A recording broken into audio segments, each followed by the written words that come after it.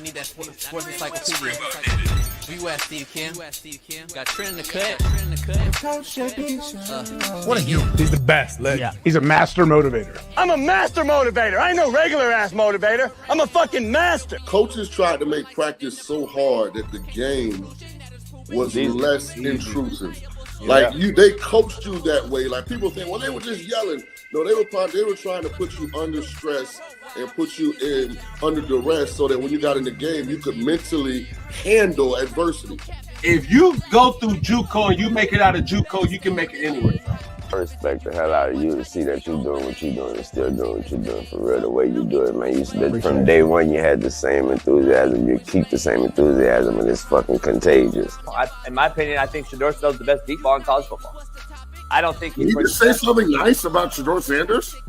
I love talking ball. It's nice to connect with guys that are like-minded and just are real and genuine. And I'll proudly stand up next to you. Oh, God bless America. You said belt to ass, T-Red. You got the belt around you.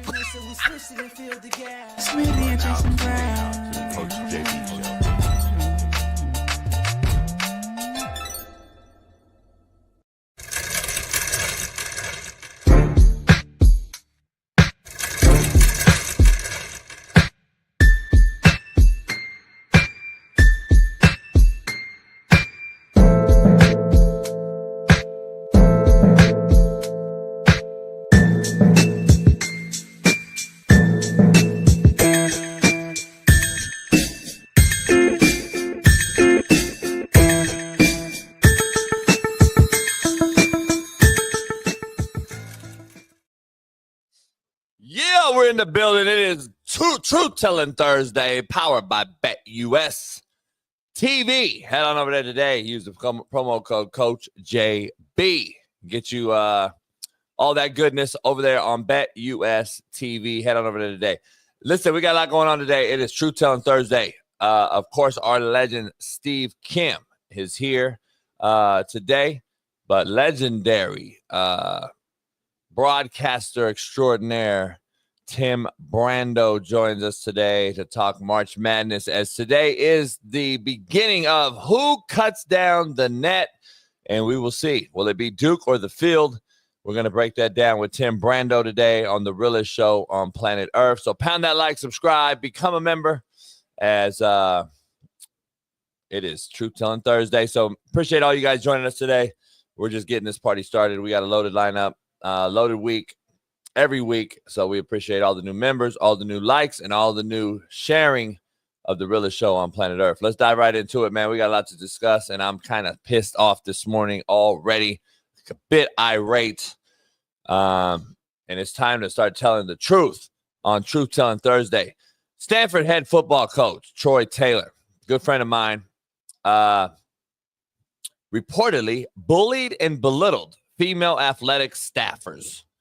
Sought to have an NCAA compliance officer removed after she warned him of rule violations and repeatedly made inappropriate comments to another woman about her appearance, according to documents from a pair of investigations obtained by, get this, ESPN. After the first investigation, Coach Taylor signed a warning letter last February, a year ago to this day, February 14th, 2024, Valentine's Day, believe it or not. How ironic that is. Acknowledging he could be fired if the complaints were documented on a second investigation. And that happened last July. So they did another investigation, and they said, you know what? We're going to let you keep your job, Coach Taylor. So he remained on the job. The investigation called Taylor's treatment of the team's compliance officers, quote, inappropriate, discriminatory on the basis of her sex, end quote, saying it had a significant negative impact on the staffer. We'll come back to that.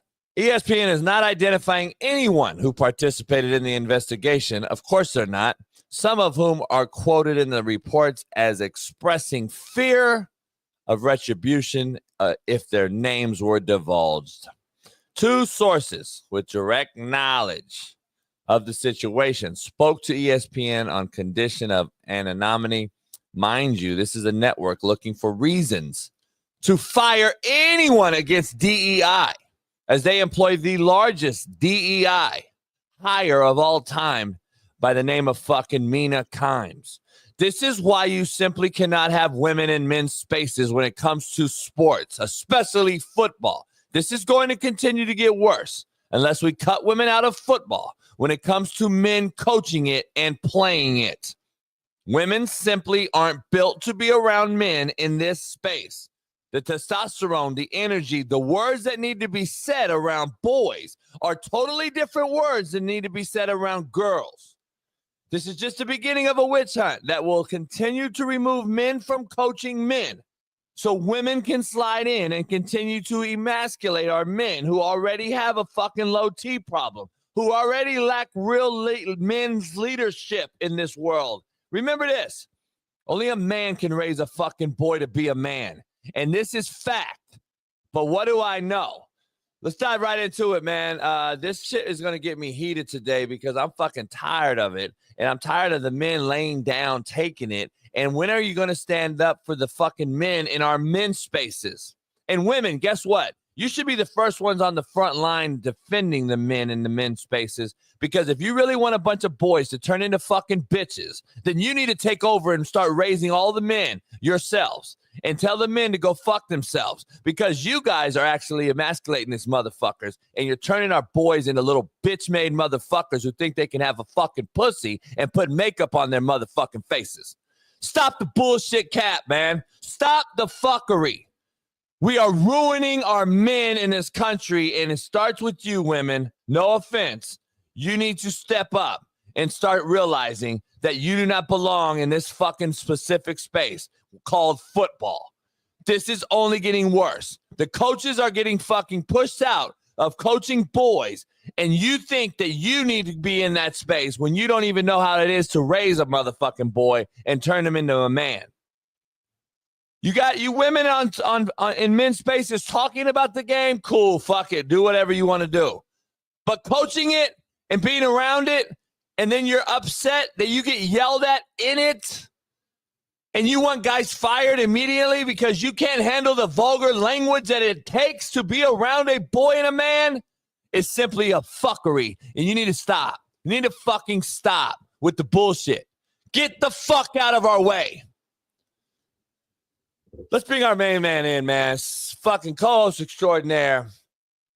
My main man, Far East Sider, 317, Naptown legend, LeBron hairline having, Lamar Jackson loving, AR5 swinging, Caitlin Clark jocking, Juju walking.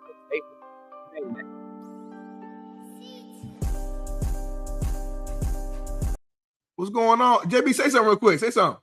What up? Okay, there you go. I thought at the end of your intro, for some reason, I couldn't hear you at the end. But stop saying that Juju Watkins thing. Delete that from your intro. I'm gonna go to the document and like just delete it and strike. I don't even have it. I don't even have the document. Well, I'm a big time Juju Watkins fan, so you gotta take that out of the line, or I'm gonna start doing the show. Yeah, they homie. They people's looking for you. Actually. I'm gonna start doing the show if you keep adding that in there. So anyway, it's your boy Big Smitty here. We live here on this Taco Thursday, this Throwback Thursday, this Truth Telling Thursday. JB's hot already. We're going to dive into that here soon, but it wouldn't be us. It wouldn't be this show without people like Mobo, Robo and Mojo, J Ram, Rapid Fire One, Jordan Scott, Andrew Ness, Roth Morrison, Chris DeBono. I'm not going to say the next name because he's lame. Gene, Fly Ride 805, and Ivan Precise Laura. We lit today. We got new members too. I'm seeing new names in here that I ain't never seen. Who I just say? Ivan Precise Laura. I don't know. Who? Ivan Precise Laura. That's his last name. Laura. So let's dive into it, man. I'm heated today because I'm tired of the men getting fucking railroaded and no one defends us. Can I ask you this? Are you more heated because you know him personally? Because I don't know him at all. Nah, not at all. It's starting to become a trend if you haven't noticed. This is becoming a trend. This is the new norm, Smitty. Women in men's spaces, and then anytime a man gets mad or yells at a boy or a girl that's wanted to be in this space, she can't handle it, and then she goes to admin, and it's too vulgar. It's too what did they say? The word was it was demeaning and all this old shit. Guess what? I have a quick fix. Get the fuck out of our spaces. Get the fuck out of our way. That's the quick fix. Because women, I'm sorry, you're not around this fucking thing and growing. You don't understand it. Boys aren't talked to the same as girls are. Sorry. It is. It's just not. And you don't understand that space. You will never understand that space. And I'm just tired of men who've been doing this for so long. I just got to ask the question, where are people defending the men at? That's all I got to that's the only question I have. I haven't seen it. We can disagree about all the rest of the shit, and I don't care who disagrees or agrees. The bottom line is I want to know where the men's defense is in this space when it's our space to begin with, and now it's become a space to where everyone thinks it's equal opportunity. It's not. This isn't. This is not an equal opportunity space. Just as if, and I just have a question, Smitty, like, why do women want to be in this space so fucking bad?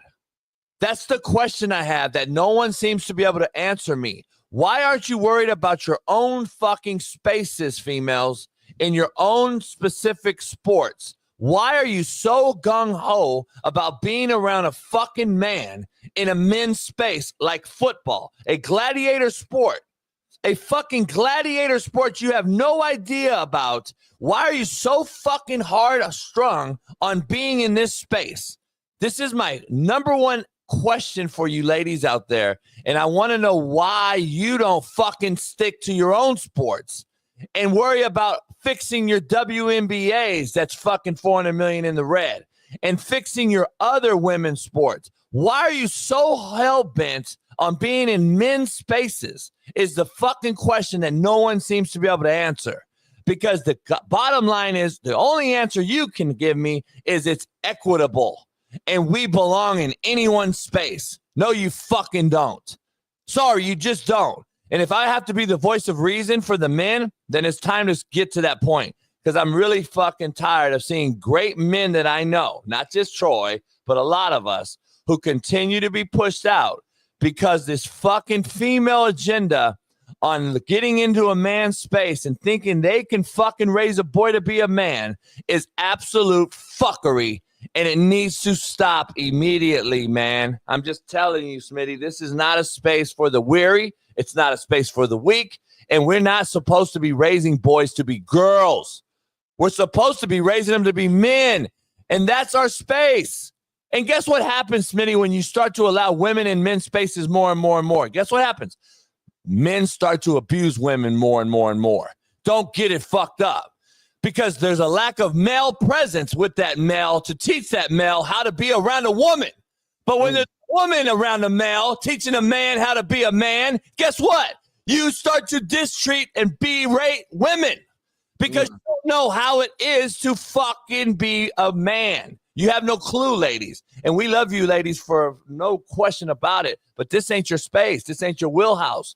You need to let the men raise the men. And then you will be treated better. Why is there a higher risk right now of sexual abuse, assault, battery? Because we're low T. We're teaching boys in men's spaces and girls are in men's spaces and boys are in girls' spaces. Stop the bullshit, man. You guys got to fucking stop. And I'm just being honest. This needs to stop. I don't care about all this analytical bullshit and this stat data and data. The fucking fact and the obvious facts are males need to be around males to raise a man. It's just simple. And I don't understand where the fucking defense is for the males. Because all defense is for females. Even coming from fucking men. Defending females over the males in this particular subject and topic. And I'm just tired of it. And if I have to be the voice of reason for these males, then so be it. But I want to know where the fucking defense for the males are. Because the alpha females that I know actually defend and think alike me. The fucking betas in the room and these fucking DEIs that think they belong are the ones against me and the males in this space. They're the females who think they should be coaching football. And then I ask them for their resume, and they have none. And then now they think they belong in telling the coach that they yelled at them and that they can't handle that. You know why? Because they don't yell at you at the Mac makeup fucking counter at Macy's, ladies. You was doing so good. You was doing so good until you threw out that. It's been true, homie. You can defend this shit all you want, homie, but you're doing so good, JB. But if you defend this shit, you're part of the problem, homie. I'm just going to keep it funky with you before you even go. If you defend this in any way, manner, or shape, you're part of this problem, homie. And if you think Mac makeup line... That's cold blood what you're doing to me right now. No, if you think that... Before I even went, he said, if you defend this in any way, I'm just part of the problem. I mean, because it's a real simple thing, Smitty. It's a chromosome thing. Like, it's really simple. You can't even defend it. You can't even really start to defend it because at some point, Smitty, it gets old. It's starting to wear thin on us. Mm-hmm. Like, the males in this space who aren't defending the males in this space are the problem. I'm just telling you, I see it too much around here. For clarity, real quick, you said a whole bunch of stuff. I agree with a lot of stuff you said. Some stuff I disagree, but for the most part, I agree with a lot of stuff you said. First of all, he didn't get fired, right? He's still there, correct? Correct. Okay, number one. Number two, these aren't women coaches. This is the compliance office, correct? So it's not. So just for clarity, it's not football specific. It's just the compliance, which is for all sports at that university, correct? No, and it's football staffers that were female hires. Okay, cool. So that's why I asked for clarity because I tried to read up on it this morning as well. I thought this was a straight compliance office situation where he was allegedly being rude or whatever to the compliance office people. And from what I read, it was everybody, but it was specifically the women allegedly that he was being rude to, whatever case may be. Of course, I agree with you on this because again, this ain't nothing like he's not accused of anything like SA or anything sexual. No. They're just accusing him of bullying and belittling, which again, as a football guy, we know how coaches talk. I know the environment. I know how stressful it is. I know how we communicate with each other. It's different. It's different than any other sport, job, genre, anything that you could think of to where, yeah, in the real world, this isn't probably the right way to talk to people. But in that space, that is how we communicate with each other. And you can call it good, bad, or indifferent. But again, we're raising, not only are you raising men, you're coaching them in a sport that's violent. So you can't talk to these men in a way that's gentle and soft. Otherwise, you're going to get a gentle and soft product on that field. So to me, what this sounds like is he's like, I don't know this guy at all, but Coach Taylor sounds like he's the same guy all through and throughout, meaning that when he's coaching, or if he's talking to the athletic director, if he's talking to compliance, if he's talking to, he's in the same guy, same level, same tone. He's not switching up how he's talking because he's talking to compliance or the janitor or whoever. He's the same guy. And apparently these ladies, and again, it's not just ladies, but it's majority ladies is what it sounds like, aren't comfortable with this. For every information all the information that we do have, because they're keeping some stuff kind of close to the vest and not giving us names of the people who's accusing. They're not giving us very, very specifics of what he allegedly said or didn't say. But from what we know, I'm with you actually on this, JB. Like, accused of bullying and belittling. Wait, what did he say exactly? Well, bullying is a broad term. Belittling is a broad term. What is he doing or saying that you're considering as belittling? Is it just his tone? Is he just loud? Is he cursing within his sentences? Or is he actually out here like downing you and going off on you because you're just like, I need more specifics before I can give a full educated response. But based upon what we just know and what I'm hearing and seeing, I agree with you. I just think it's just a tone thing where it's like they just don't understand and they're not used to a football coach speaking in a manner that they do. Now, on the flip side, it sounds like there's a lot of accusations, a lot of accusers. So again, could there be some truth to how he's talking to them? Could be a little off. Maybe it could be because of the number of people that have joined in on this case and made accusations. But I listen, my coaches then said some wild shit to us, some stuff that like if I went to Fox and said it in the office, they'd be like, what the fuck? Like, again, it's a different type of environment. So for me, I'm numb to it.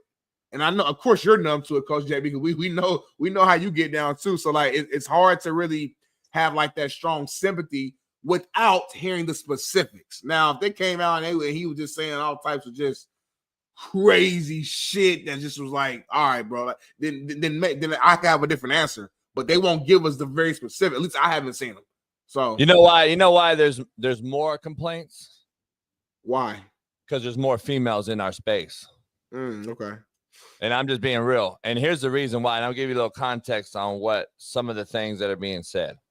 So let's just take it in context, Smitty, because you just said something that you realize and know for a fact that you've been around these spaces and understand it. Yeah. Inappropriate comments about a female staffer's appearance, smell, and interest in football were made. Now let's dissect into those three things alone. Yeah. Appearance. Then you look good, girl. But now he's not saying that. What's happening is their appearance around a bunch of boys are what? Inappropriate. Your tits are out. You're a tight dress. You're whatever.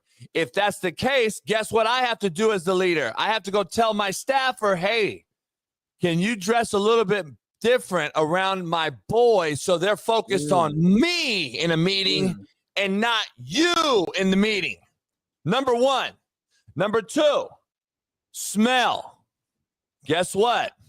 You smell like a fucking French whorehouse right now, and you're fucking up my whole fucking locker room area and my entire fucking space by trying to attract my boys to listen and be around you. Why do you need so much? Now I'm gonna get you on that. You shouldn't be calm unless somebody in there on some smell like a homeless man and not take care of it. So you can't tell a fucking woman, you can't talk about their smell. I'm sorry. I disagree with that note. Listen, we're not. This is not. Listen to what I'm saying. I'm not telling this girl this at all. I'm breaking down the three complaints. Okay, got you. All right, keep going.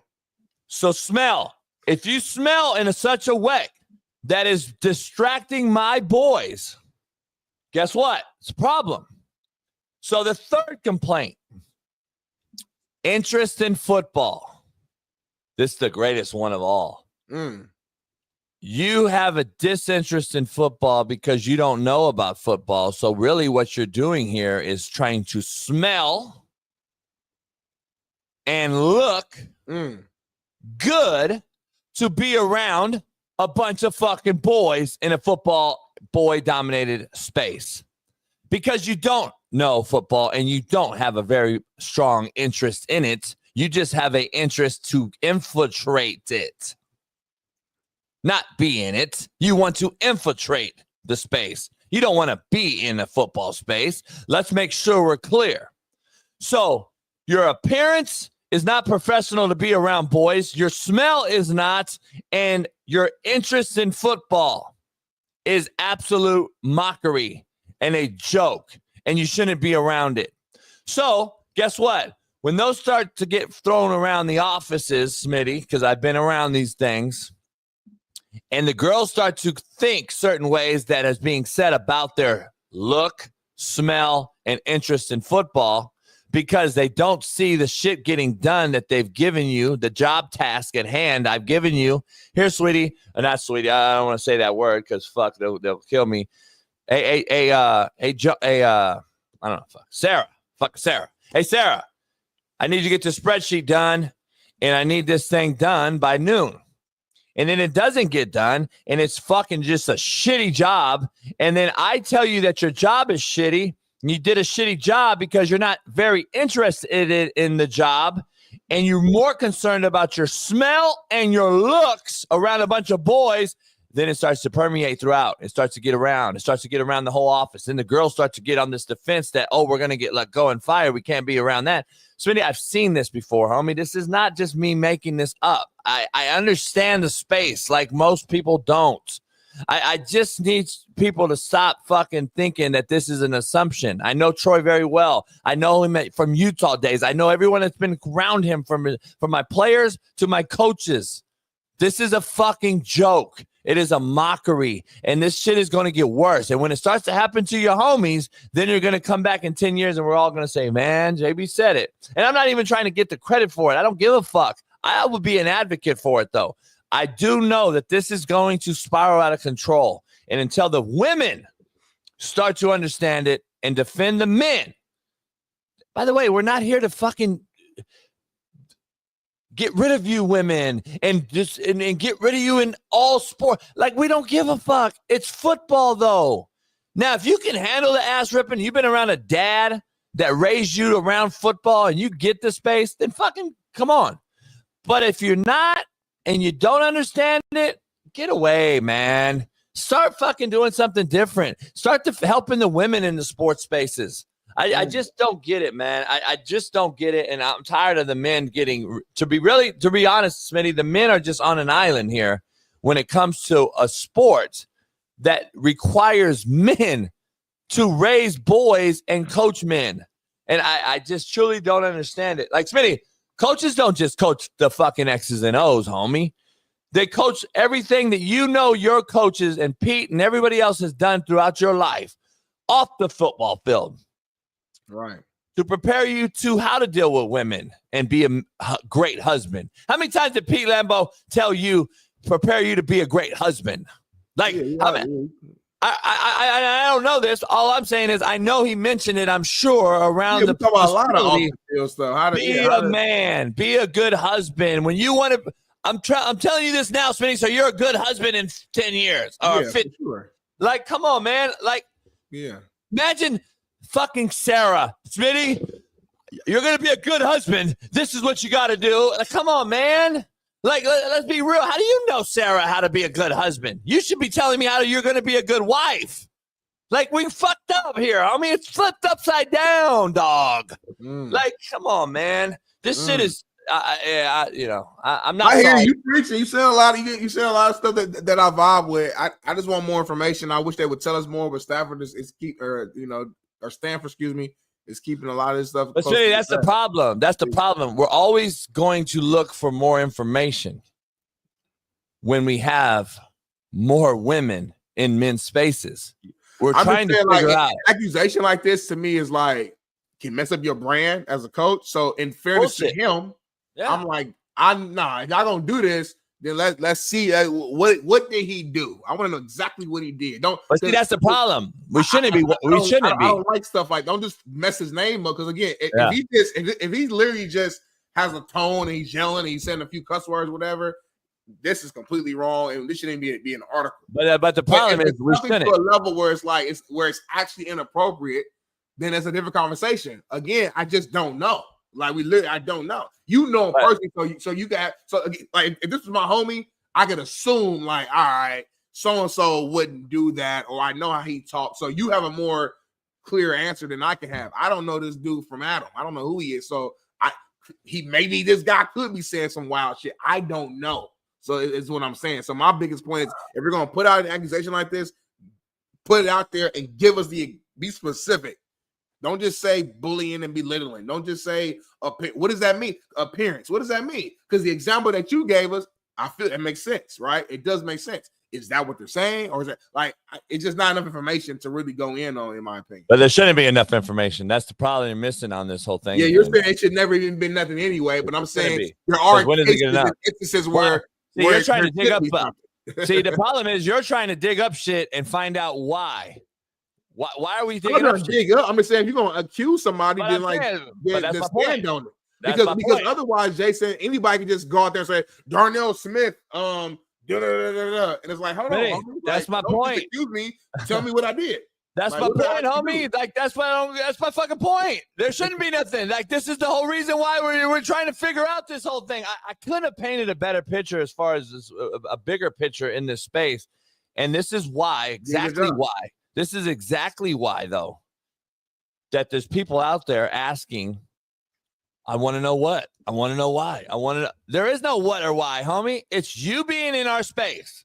And now you getting yelled at like a coach would. and then you taking defense to it, and now you want to do a dig deep into Troy, and you know what the bottom line is going to be? And you want to bet dollars to dimes on this? He's been 3-9 2 years in a row. Stop. Let's just keep it funky. There's a reason why all this shit's coming out right now, because they went fucking 3-9, and if they were 12-3, no one would say shit. But they're 3-9, and you have hired new female staffers to be along with the 3-9 staff. Guess what you're going to get? You're going to get every fucking possible deep dive into why Troy Taylor needs to be removed as the head football coach. Let's just be honest here. No, that's the fact. And I was going to bring that point up. But that's the thing, though. Any little thing. But then guess what? We know that's true because you're not putting no names on it. Right. Oh, we don't want the retribution. We don't want the fallout. We don't want to be named. If you don't want to be named, ladies, then get the fuck out of our space. Guess what? Guess who is named? Darnell Smith, assistant D-line coach, who came forward and said Coach Taylor was belittling him. Now, that's a case. He was on the staff. He's a man. He was Sarah McLaughlin just doesn't want to come forward because she was doing fucking, grade checks and found out the two of the kids that she was fucking have Fs and she wanted to change their grades. See, that's the fucking problem, homie. I've seen it too much, homie, and I'm not even making shit up, but it is what it is. I'm just tired of it. I hope men can start defending men and women. I hope you start to defend your man in this space. Because I don't know. I know a lot of women, Smitty, that want to come home to a fucking alpha football coach, homie. Most women do. And be proud of it. Most and tell their homegirls, man, my man's a motherfucking alpha. He's a head football coach at Whoopty Whoop. I don't know too many fucking females that want to come home and say, I'm the fucking coach. My man works at the mailbox, at the mail office, and he delivers mail all day. And then he comes home to me and takes my fucking boots off. And he takes my fucking cleats off my feet. Then he rubs my motherfucking feet. He rubs my motherfucking feet. And then he fucking gives me a massage because I've been fucking out here putting it down on these men all day. I've been teaching fucking wrong arm, how to spill, how to fucking collapse B gap and spill fucking C gap with the mic, scrape. I've been out here teaching fucking the QBs fucking rock and roll and RPO. I've been teaching fucking sky and cloud versus motherfucking invert 3 high. And I roll down in quarters coverage and I'm like, fuck it, let's go man match. And we get 4 fucking verts. We're going to go straight 0. I've been out here teaching this shit all the motherfucking day. My man been fucking out here fucking delivering mail to you bitch-made motherfucker. I've been out here motherfucking teaching quarters match, bitch. Who the fuck wants that, homie? What she teaching, homie? Fucking quarters match, fucking mic scrape, homie. Fuck, wrong arm, homie. Fucking teach the wrong arm, homie, to fuck collapse. Fucking Jay Earn says wow because you know you're a fucking beta, motherfucker. That's why you said wow, Jay Earn. Motherfucker, you want females in male spaces. You want your little boy to be a little bitch. That's the fucking problem with you motherfuckers, homie. You beta male ass motherfuckers. Anyone that disagrees with me is a bitch, homie, straight up. Any man in here that disagrees with me is a bitch. And you're raising your boy to be a bitch. Straight up, 100, keep it funky. You got a problem with me, see me anytime, motherfuckers. Now, next, quote of the day, brought to you by BetUS. Head on over there, motherfuckers, too. BetUS TV, to be exact, homie. Yeah, do it all. BetUS TV. Go to the website, homie. Lying about me won't change the truth about you. Ooh, he's back. Now, that's a quote of the day. That's a quote of the damn day. Lying about me won't change the truth about you. That's a bar. Somebody had a Red Bull this morning. That's what lying about me ain't changing the truth, homie. All you motherfuckers in here want to talk bullshit about me and lie. Hey, he said Hitler. Hey, you got 8 felonies. Lying about me ain't changing the truth about your bitch ass, homie. That's just what the truth is. You still broke. You still lame. You still live in the basement of your mama's house. No pussy. Still ain't ever had no pussy. Still working day to day, week to week, fucking check to check, Motherfucker ain't changed nothing about you. You ain't never helped no motherfucking buddy. You ain't put 28 in the league, 300 plus D1, graduated 200 plus players, got 36 plus with master's degrees, sent 13 coaches D1. Y'all ain't never done shit like that, but y'all think you're lying about me is going to change the truth about you? You out your motherfucking minds, homie. You ain't ready for this shit. Shit. That's top 12 at least. Contrary to belief, brought to you by Prize Picks. Head over to DFS today. Bet all things March Madness as the net cutting time begins today. As you see on this thumbnail, we're going to get to it. Every time you level up, your old life will try to call you back. Smitty, don't answer.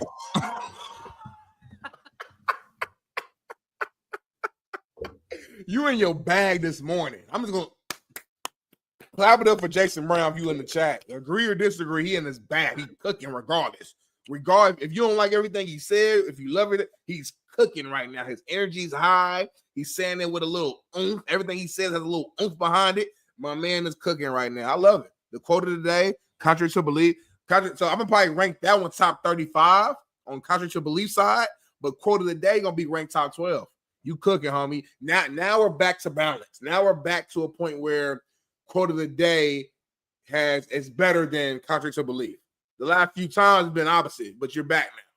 You're back, and I love it. This show should be. There should be 100,000 people live in here right now. I'm just saying. Why isn't it though? You see all these other shows. You see these other shows that fluff around everything and fucking gray area, and then they bring on guests that only agree with them or they only agree to. And no, I want guests that I disagree with. I want fucking co-hosts that I disagree with, and then can still actually go have a drink together.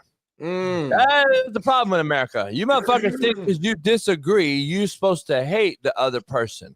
Like, I do not understand it. I don't get it. I don't. But anyway, we become so fucking, pussified, man, in America that we just think you got to agree with this, and you got to agree with that. And I'm just like, man, I'm so fucking tired of it. No, disagreements create great conversations. They really do. And that's the problem, bottom line. But is what it is, Smitty. Poll question brought to you by skyboxsports.net. Head on over there, use the promo code Coach JB, get 10% off right now. If you want a ticker in your man cave, in your office, or your locker room, head on over there, skyboxsports.net. Smitty, poll question, the OKC Thunder or the Field to win the NBA title? Damn, homie, that's a powerful, like we straight out the gate. OKC or the Field?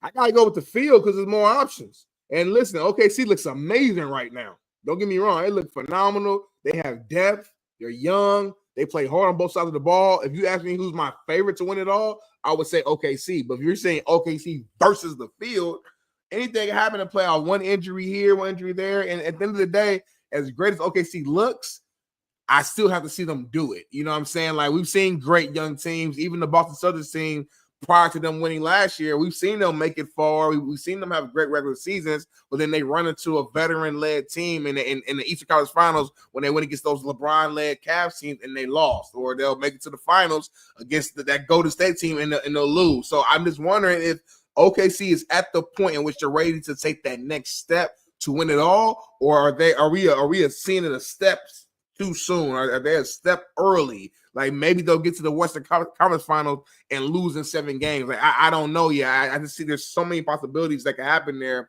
to where I have to go with the Field right now because of just the options. There's so many good teams like the Nuggets right now. I know we blew them out as Lakers fan last night, but Nuggets, that's a real deal team.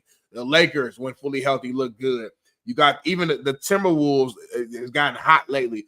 Golden State has won, like, they lost like 2 games since Jimmy Butler has joined them. Like, it's insane. And we're not even talking about the East, where obviously the Cavs, Boston, Milwaukee. There's so many really good teams to where, it's just too many good options if I'm a betting man, if I'm going to bet US TV and I want to, think about what bet I want to make or whatever the case may be, I got to go with the Field on me. I got to go with the Field. Cleveland. I mean, I don't know. Yeah, OKC they'll lose to a Minnesota or a Dallas or somebody they're not supposed to, like they did last year. Who? And OKC. They'll lose to a team that they're just not supposed to lose to in the playoffs, and I'm gonna go against them as well. I'm gonna go with the field. I think I'm very intrigued to see Cleveland and Boston play on the East. Who represents the East, and who knows what Milwaukee tries to do, or the Knicks. I don't think they can beat those two, but we'll see. And then on the West, it's just wild, wild West. There's just so many good teams. You could have Houston beat you in 7. I wouldn't be shocked if Houston beat OKC if they faced each other. I'd be shocked. I'd be shocked at that. Yeah, I'm just saying that's how hard the West is, in my opinion. So we'll see. It's gonna be interesting. I'm gonna go with the field as well, though. So, are you back watching basketball again? No. I was getting excited, homie. I thought you was like back, like really locked in watching the game. But I know. So eloquently, I'm like, oh, you back watching it then? I just got it factor.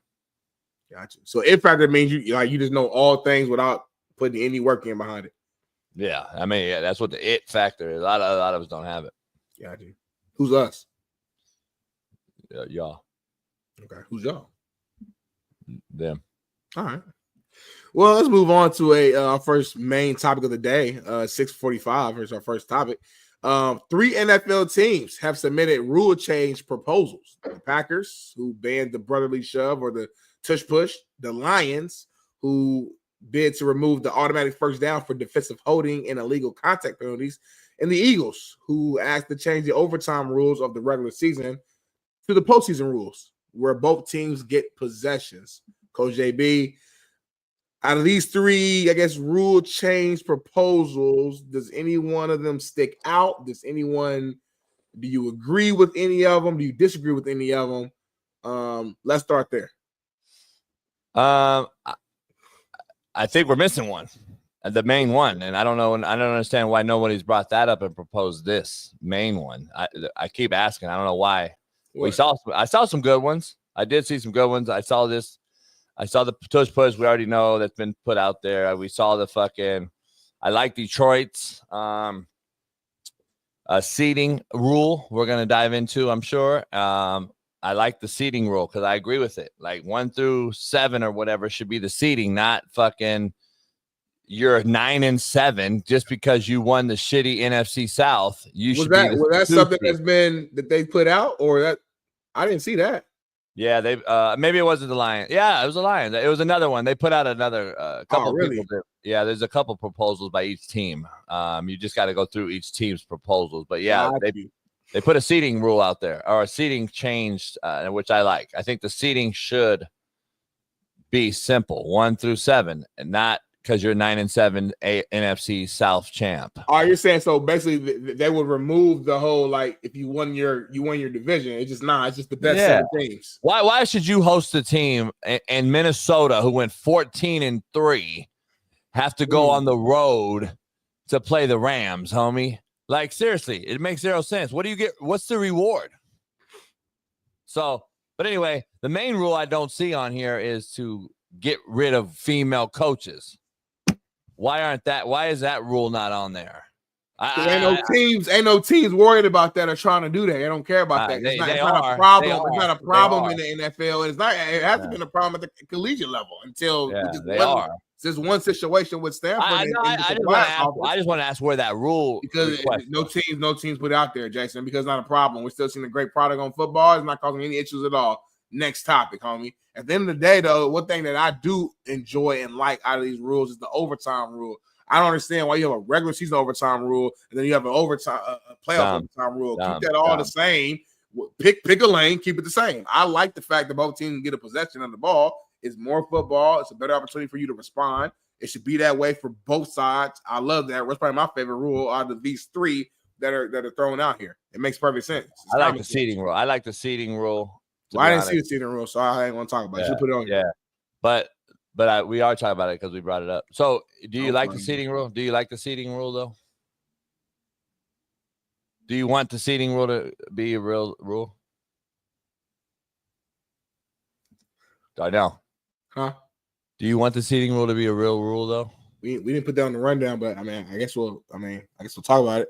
I need more specifics, homie. Are you incapable of jumping off of a script and ad-libbing and being your own man?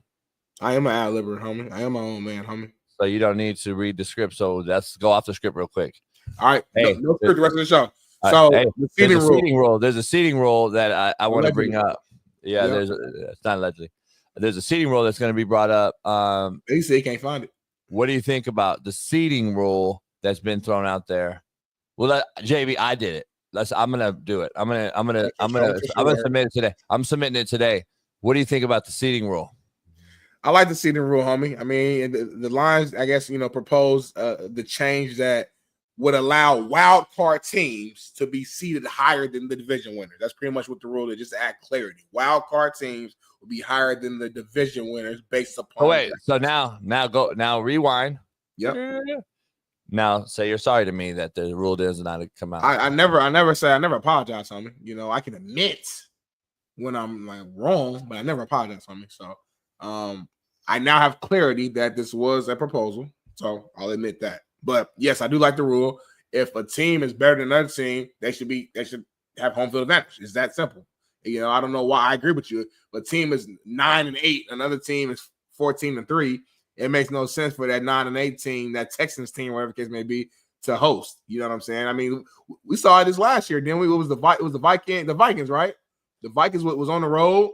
They lost that game against the Lions late in the season, and they ended up being a wild card team that won 14 games. Is insane.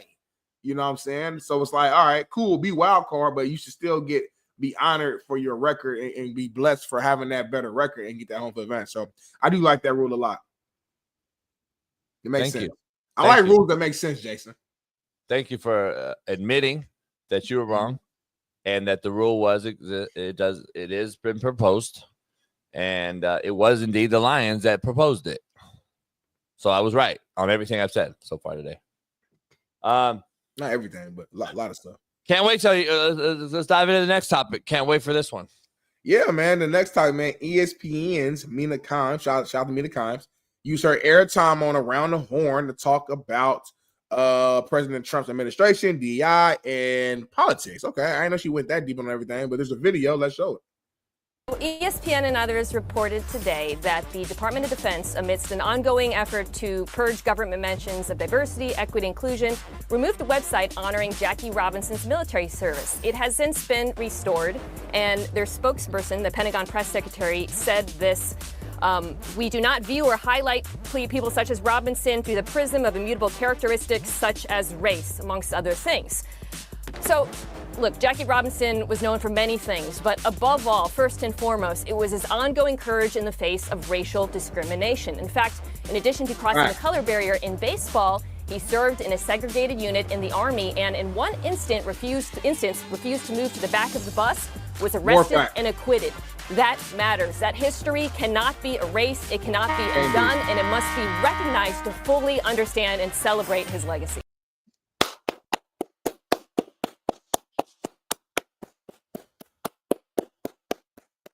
Shout out to Mina Kimes.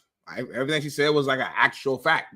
Like there's nothing to even argue about here. I guess we brought the topic on here to just praise her for using her platform to speak on matters that she cares about. And it's nothing she said was an opinion there. It was nothing she said that was like wrong. It was just factual information about a legend, Jackie Robinson, whose information should have never been removed from the website in the first place, because that's history, and history is important for us all to know whether it's good or bad. Because I gotta stop you. You're wrong. No. Why you stop me? But I'm trying to help you, homie. You're wrong. Don't help me. Well, you're wrong. You're gonna look foolish later on today. I don't care how I look, homie. That's the problem. Don't say wrong shit though when you don't really realize why they removed his name, homie. I remember this is a cat from Pasadena, JUCO product. By the way, the last time I checked, don't we have Jackie Robinson Day in Major League Baseball? Yep. Okay. Everyone wears his number every year? In baseball, yep. Okay. Well, what else did he fucking play? What are you talking about? Well, they're talking about his military history that was up on the site that was removed from the website because the DEI. Let me tell you about the website. Got moved. Can I tell you about the website before you lose your mind? I'm trying to get you to go, but you're saying other stuff that has nothing to do with the website. It doesn't. So here's the reason why. He was removed from the website because the entire website had Jackie Robinson included in the DEI thing that needed to be taken off the site. When they removed the entire DEI process off the site, guess what they immediately did? They reinstated it because it was one, and they had to separate the two. So Jackie Robinson literally went right back on the website, which she admitted why she was reading after complaints. Yeah, after she was reading her phone. No, it wasn't complaints. It wasn't complaints. That's where she's wrong. That's everybody do that when the backlash comes. People want to go back and let's real quick. So so you were believing abroad. You believe abroad who was reading off. I believe Nina Collins, who I respect. Yes. Yeah, you were reading off. Who was reading off a phone, homie. Because she's so fucking phony. A quote from somebody, because that's what you do when you're quoting somebody. Why don't you do the research, homie? Why don't you have it? Why don't you do it? Why don't you go do the research? Why don't you do the research, homie? She did the research. You want to make sure she didn't misspeak on the. I gotta trust this, bro. I don't even trust Robert Saleh. You want me to trust fucking Mina Kimes reading the phone, homie? That wasn't some speech that she was trying to give. That was a direct. That's like me coming on the show and saying, "Listen, y'all, Coach JB said this," and I quote. You do. You want to make sure you say it right out of respect for the person who said that quote, homie. Ain't got nothing to do with everything else. She looks straight to the camera. Everything else she looks directly in the camera. Stop it, homie. Stop it. Again, is another example of you hating on me and complaining everything that she does. She can say the sky is blue and the sun is yellow, and you're gonna find something wrong with that. When are you gonna call her out for being wrong? Real, homie. I want to know this though, homie. When are you gonna call her ass out for being wrong, homie? About what? Oh, you got quiet, huh? About what? When are you going to call the broad out for being wrong? Since you asked me that I'm going to call her out for being right. When are you going to call her out for being wrong? You, homie? You know, this between me and you, I don't go around every day searching for when Nina's going to be wrong and try to use that to go at her. See, she's wrong again. Homie. See, wrong step. See, she doesn't know football. Cover two. See, she made a comment about Jackie Robinson's wrong. Oh, is that wrong? Every day you got this show. Is that wrong? Scroll like when is that wrong? On Twitter.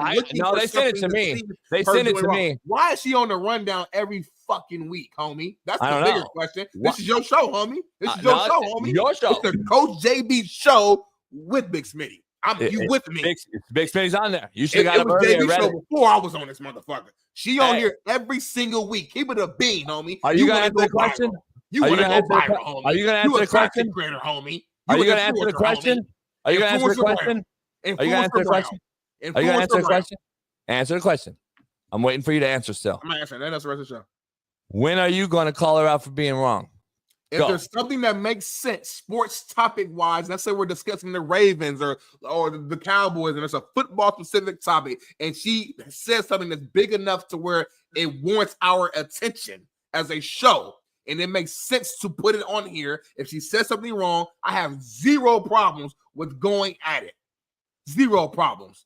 So I'm not buying. I don't have hate towards nobody in the media space. So it don't matter if it's Ryan Clark, Mina Kimes, if it's Whitlock, if it's you, if it's whoever it is, it don't matter. We can have a true, unbiased conversation. Now, obviously, my people at Fox, that's who I work at. Duh. It's my 9 to 5, y'all. Let's use common fucking sense. I'm not gonna go attack people I fucking work with every day. Use common sense. Other than that, I have a very unbiased, straightforward opinion about everybody. You have strong biases towards certain people. Mina Kimes is one. It don't matter what she does, homie. She can go save some children from a fucking fire, and you're going to find a way to go. Oh, don't mention that.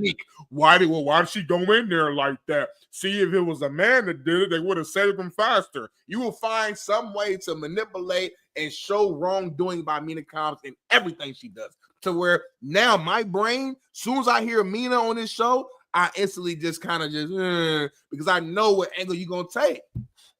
The stick is up, homie. Hey, so don't mention fire, homie. Remember, she defended Karen Bass, who started the fires. So remember, that's who you're discussing here. So let me get something straight. You a bad boy. When Mina Kimes gets on here and discusses politics, it's okay. But when I do it, it's a reach. Got it. All right, let's move on.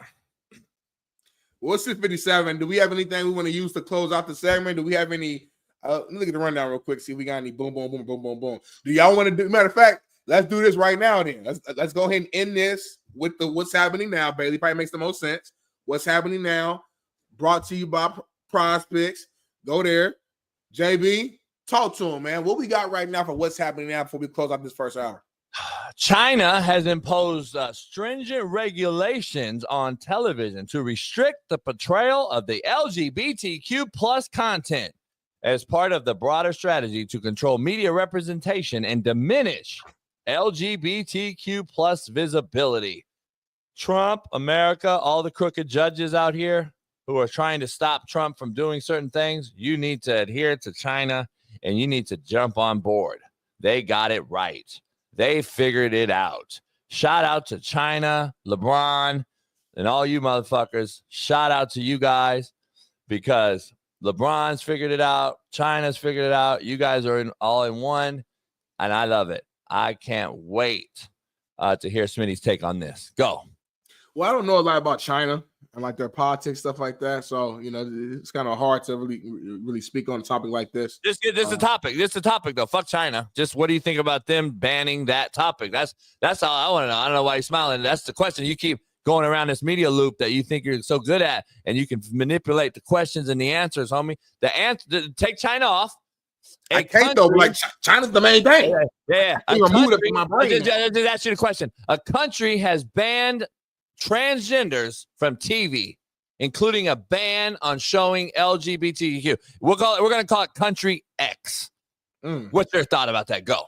I guess my thought is this, like, I kind of like to focus on things that America's doing, right? And like America, we got so many problems of our own and issues and things that we're trying to figure out and fix of our own.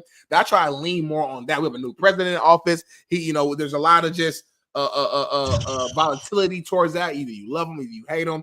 And there's so much that's going on in-house here in America that I try to lean towards focusing more on that and finding ways that how can Big Smitty give back? How can Big Smitty be able to support our people here on this land? I have a great co-host who tells me all the time he doesn't understand why we're always in Iran and these other places trying to help fight their wars. Let's worry about our own wars here in-house. And I actually, the more I sat back and thought about what JB was telling me and the education that he was spewing out of his mouth, pause, I said, you know what, JB, you right. Let's worry about us. So when I say us, I mean the U.S. We have so many of our own problems. So that's kind of what I like to lean on and do. And it's where I'm at on the whole situation. What about the LGBTQ part being banned in any one country? What do you think about that? I just think in general, it's always just like, it's always tough when you're trying to like ban just anything, whether it's banning food, whether it's banning drink, whether it's banning this, whether it's banning that, because like people are always going to find a way to still eat that food and drink that drink and go get that product. I mean, we've had conversations for years about people banning weapons and guns and stuff like that from America. So there's one area that people believe that if you ban, I'm sorry, the way he spelled legend threw me off. There's some people who believe that if you ban guns, it will make a safer country, a safer environment. Another group of people say, nah, those criminals are still going to get those guns, so we all need access to that. So when it comes to the word ban and banning, it's just a powerful word, man, and it can be tough. You remind me of the guy that Googled the worksheet the teacher gave us to turn in. And you Googled it, and then you put a bunch of shit on it. Just it doesn't make sense at all, but it was just a bunch of shit. So the teacher passed you because it was just so many fucking words on the motherfucker that she had to pass you because there was no real answer to any of the questions she asked. Yeah. But you Googled it so tough and copy and pasted it so tough that it was so much information that she didn't want to read it all. Yeah. And she passed you. So you bucked the system. Did a good job. Congratulations. That's how, I've done that. I bucked the system, so I get it. Take 21. I've never heard of your podcast before, homie. Where's it at? What's up? I'm giving you free publicity right now. Take 21. Where's your podcast at? What do you talk about? Everybody on here, go watch Take 21 podcast. Let's see what he talks about. Take 21, homie. He got 21 takes. Who's that? You tell me, homie. He got 21 takes. Take 21 the podcast. He said, JB, you got to get this guy off the show. No hate, but man, he's horrible. So Take 21. I want to know your resume. I want to know exactly what you're doing because you might, and listen, this ain't even no jab. You might have a strong resume. You might be like You might be the top tier podcaster. You might be Mr. Beast. You might be McAfee level. I don't know. I've never heard of you before ever in my life. I don't see your face on your thing, but that doesn't mean that you're not a big deal. Take 21. Maybe you're Kevin Garnett. Maybe that's KG. KG wore number 21. I have no idea. So I'm just asking for clarity. Who are you? What like what's your name? Let me see. Matter of fact, I might have. Let me see. Oh shoot, take 21. Oh, Eric Wells, 120 subscribers and 17 videos. We found you, Eric Wells. We got to put names and numbers next to each other, Mr. Wells, Mr. Bitch Boy Wells. 120 subscribers and 17 videos. Godly, you're working hard. You're the podcast king. You know exactly what it takes to work in production, homie. You've been at Fox Sports for years. You've been at ESPN for years. You've interviewed the greatest names of all time, the biggest entertainers. You do this. Clap it up for Eric Wells, homie. The Norva. Let's bring Eric on as the lead producer. He can co-produce with Bailey and give us the topics and tell us how to do this show. Eric Wells, y'all. Go subscribe to him, man. He's doing great already. 120 subscribers. Make sure you join in. Help him get to that 150 number by the end of the day. Let's get Eric Wells to 150 by the end of the day. That's my goal today. 150. What's his name? Eric fucking Wells. His Comcast bill is due right now. His girlfriend is pissed right now. He ain't paid the cable bill, homie. Eric fucking Wells. Thank you, Eric. This homie got 2 views on the video. Get out of my face. Did Eric Wells get another follower? No, I don't think this has anything to do with Smitty's podcast beat. But fellas, we got breaking news here. The largest sale of any franchise in North America, the Celtics, have been sold. Bill, excuse me, I mispronounced this, Chisholm, managing partner at Symphony Technology Group, has agreed to purchase the Boston Celtics from Grossbeck family for a valuation of $6.1 billion. Like I said, largest sale of a sports franchise in North America. Whoa. This is a huge shout out to Bailey, man, for bringing that in. I didn't know this was even in the workings of this Boston Celtics being sold. I mean, we know this is one of the most legendary historical franchises of all time of any sport. But this is a huge deal, JB. Big money. Not to me. Fuck Celtics. Yeah, that's true. I'm a Lakers fan. I hope it's abroad and it's a DEI hire.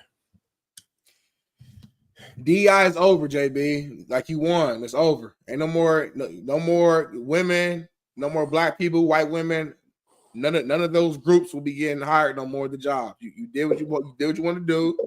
You got your president that you wanted to have. Everything you wanted in the last year that you spoke on has happened. Enjoy it. No more who? No more who? No more who? Who's not gonna get hired anymore? No more black folks. No more Mexican, Hispanic. No more white women. No more just any sort of minority group will not be hired at these jobs no more. You won. You got what you wanted. You got your president in office. He's putting together everything he said he wasn't going to do from Project 2025. 25 is happening. Everything you want to do, you got the Chinese law with the TV. Everything you want is happening right now. Like you should be happy. You should be just excited. Like instead of like using it as like a source of anger and as a source of like negativity, flip it and be excited that you're getting what you want, homie. After black people, before Mexicans, who was it?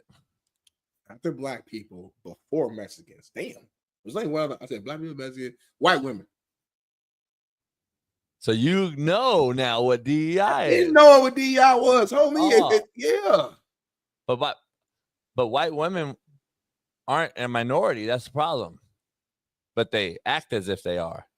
And you like them in football spaces. The irony there. Can't wait. Can't wait for Steve Kim on the other side. I'll drop the mic on that one. I'll take a piss. Shit. Somebody's going to move his car before he gets a ticket. And then he's going to go upstairs and tell the people he's going to get loud the second hour. We got legendary Tim Brando joining the show. And Steve Kim's next. Should be interesting. We're going to talk Miami Hurricane spring football plus some NFL and college football news before Tim Brando joins us to talk March Madness. And then we'll see Smitty's brackets after the last play-ins yesterday as American got smoked by Mount St. Mary. And you saw Texas, who struggled all season long, blow a big lead. Stay tuned to talk about that game. and then we'll talk about the teams in the bracket, and then Smitty will pick an entire bracket without missing one. He will not miss one pick. He's going to get them all right. So stay tuned for that. We'll be back in about 5.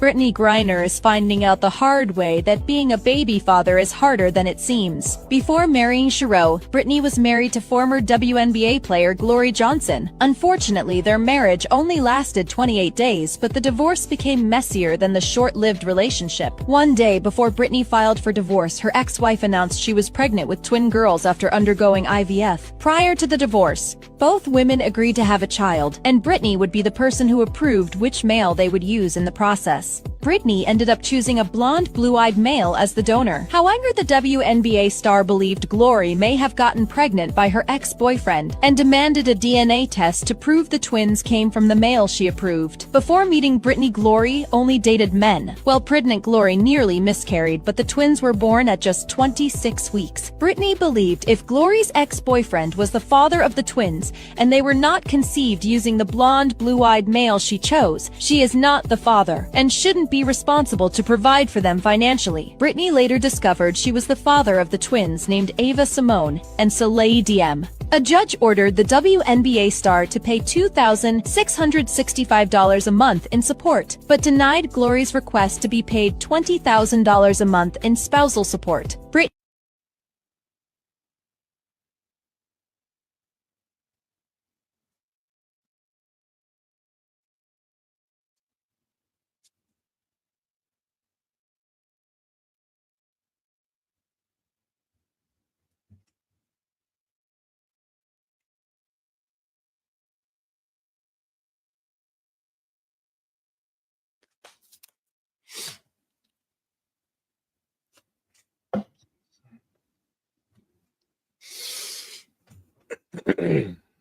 Any thoughts? Black. Excuse me? Black.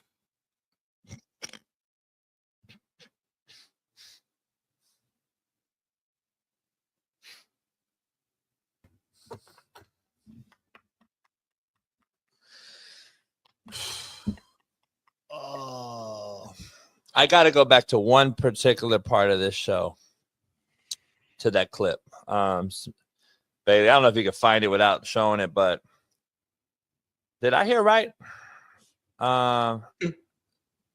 Did it say Brittany Griner's the father of the two kids? It got confirmed. So for clarity, they chose who was going to be the sperm donor. Right. But Brittany Griner thought that Shorty they said actually slept with her ex and had actual literal sex. What a so guy. Like, hold on, you cheated on me. What a guy. With her ex. Yeah. So she's like, if it comes out that your ex is the actual daddy, yeah, I'm not liable to pay child support, homie. That's not my kid. That's your ex kid. Right. But if it's the donor's kid that we agreed upon, then I am the daddy. Provide for them financially. Brittany later discovered she was the father of the twins named Ava Simone.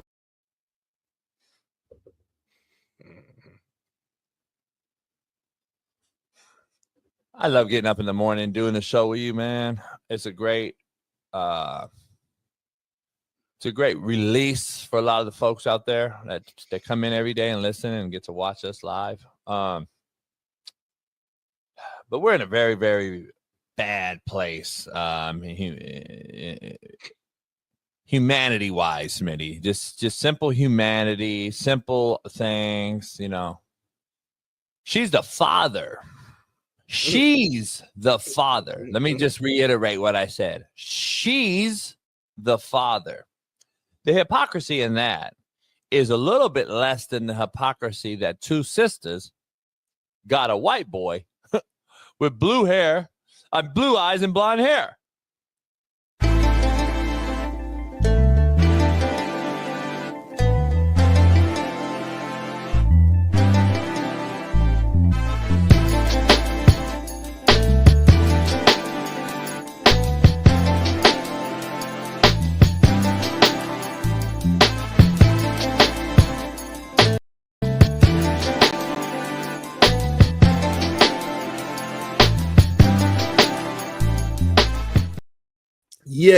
Yeah. We here hour number 2. And like we told y'all before the break, our main man, our weekly regular, the legendary Korean coach cell, know of all things, walking encyclopedia, the one and only Steve Kim is locked and loaded and ready to go. What's going on, Steve?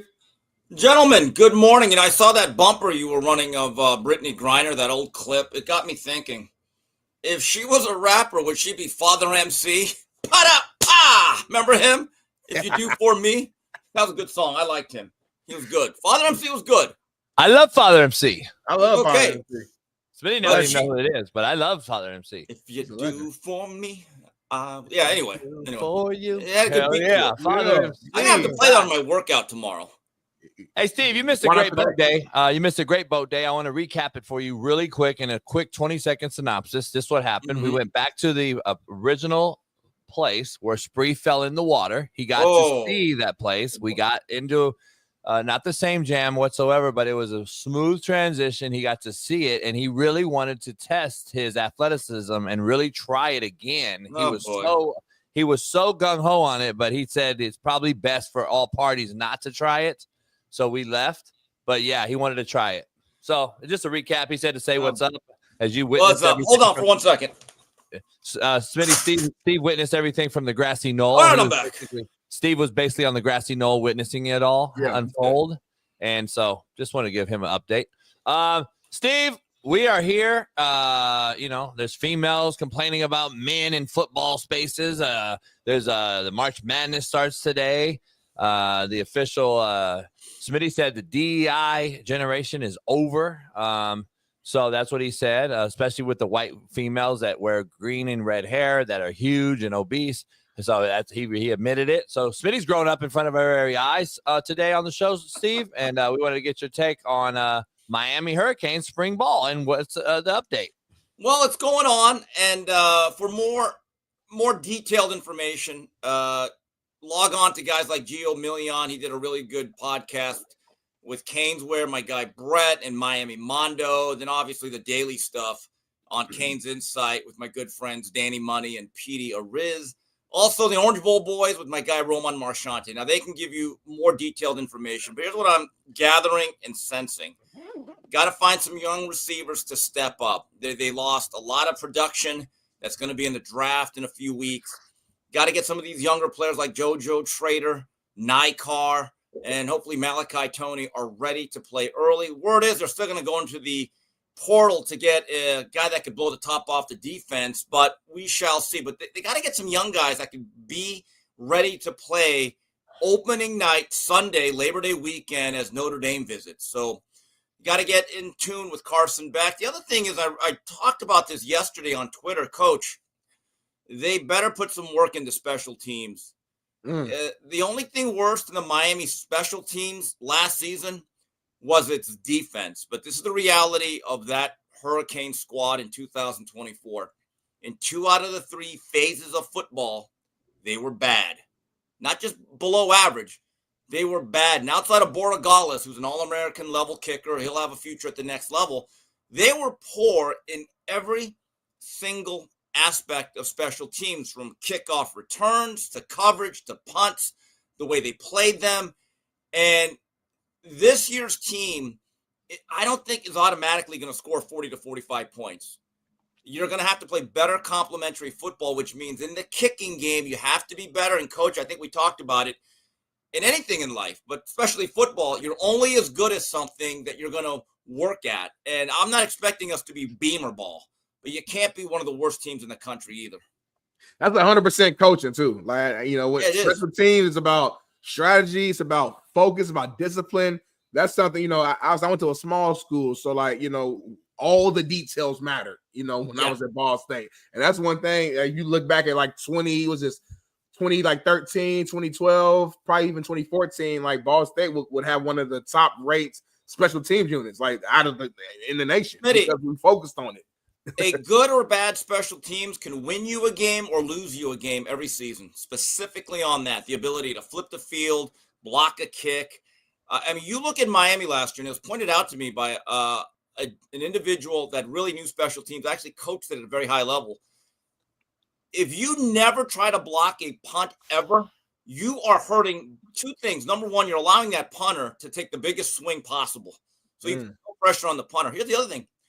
It also affects your return game because the kicking team never has to really hold their blocks. They automatically know we could just get going as soon as the ball's hit. You put pressure on a punter consistently, you're giving that punt returner of yours another split second of a little bit more space. And I know Ray Joseph, he gets a bad rep in my view. Look, he's not Devin Hester. He's not Santana Moss. Doesn't have great wiggle.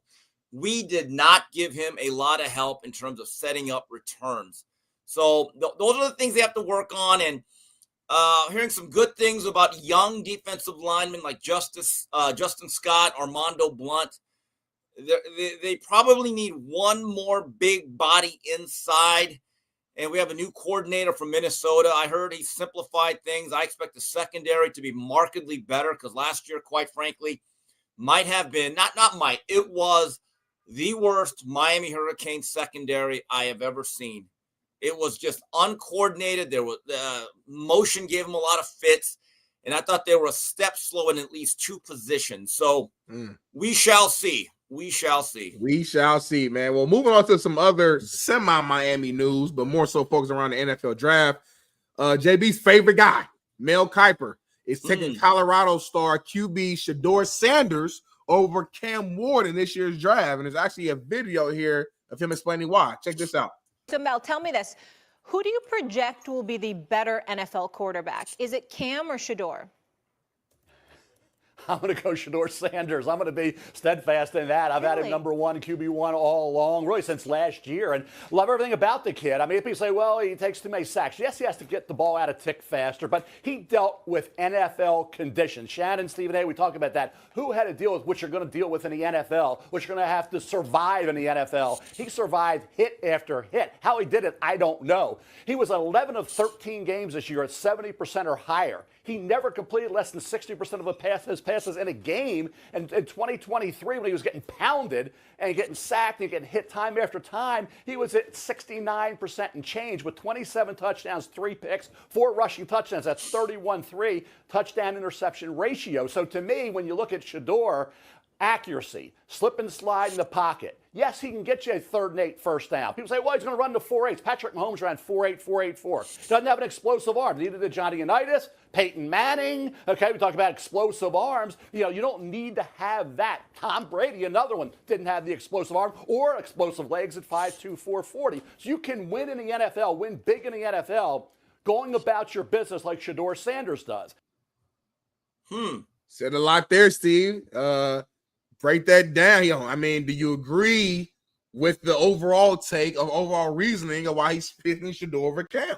This is where ESPN misses Todd McShay. Because Todd McShay recently came on a podcast. I saw the clip on Twitter yesterday, and he says, my biggest problem with Mel is that he'd always go with the stated consensus on a quarterback, and he took the safe way out. Now, I like Mel. My hair goals are Mel Kiper. When I grow up, I want to have hair like him. Yes, we now, all do. With that said, when he keeps talking about getting pounded, getting hit, right, that's because he held the ball too long, Mel. I watched a lot of Colorado football, probably the most I've watched since Darian Hagan and Eric Bieniemy, okay? But the reality is at least half those sacks were on him because he's playing 10 Mississippi, 1 Mississippi. 2 Mississippi. I'm like, bro, get rid of the hand grenade. It's going to blow up on you. And it did.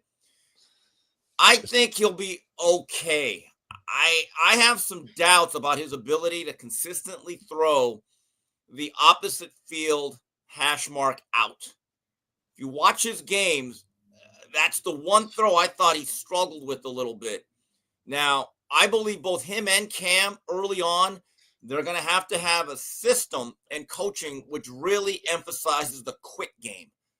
Get that going first. Then you can expand it. But, Coach, I think you're the expert here. What did you think of Mel Kiper's rundown of Shedeur Sanders? This is why he's a joke.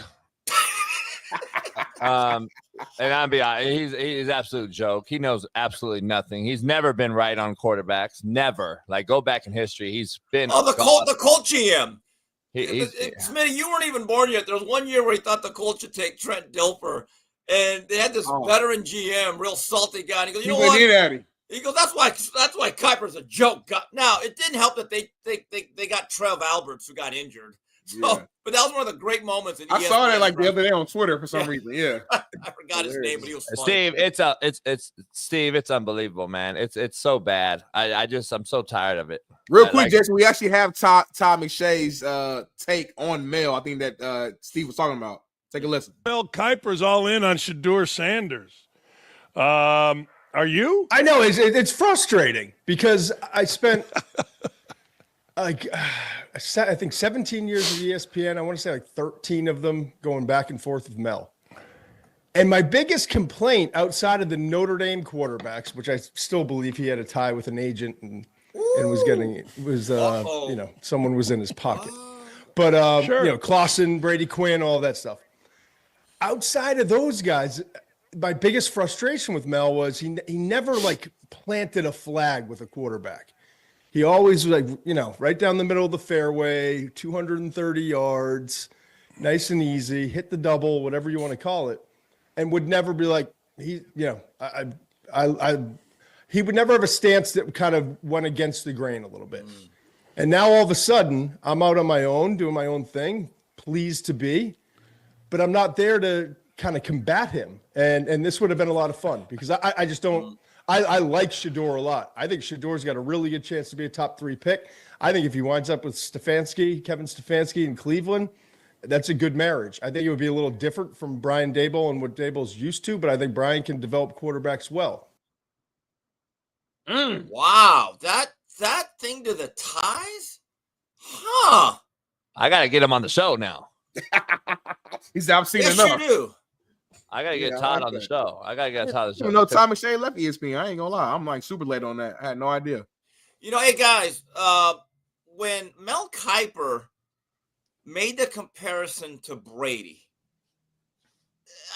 come on. I know they're both that screams, Steve. Let's be honest. That screams.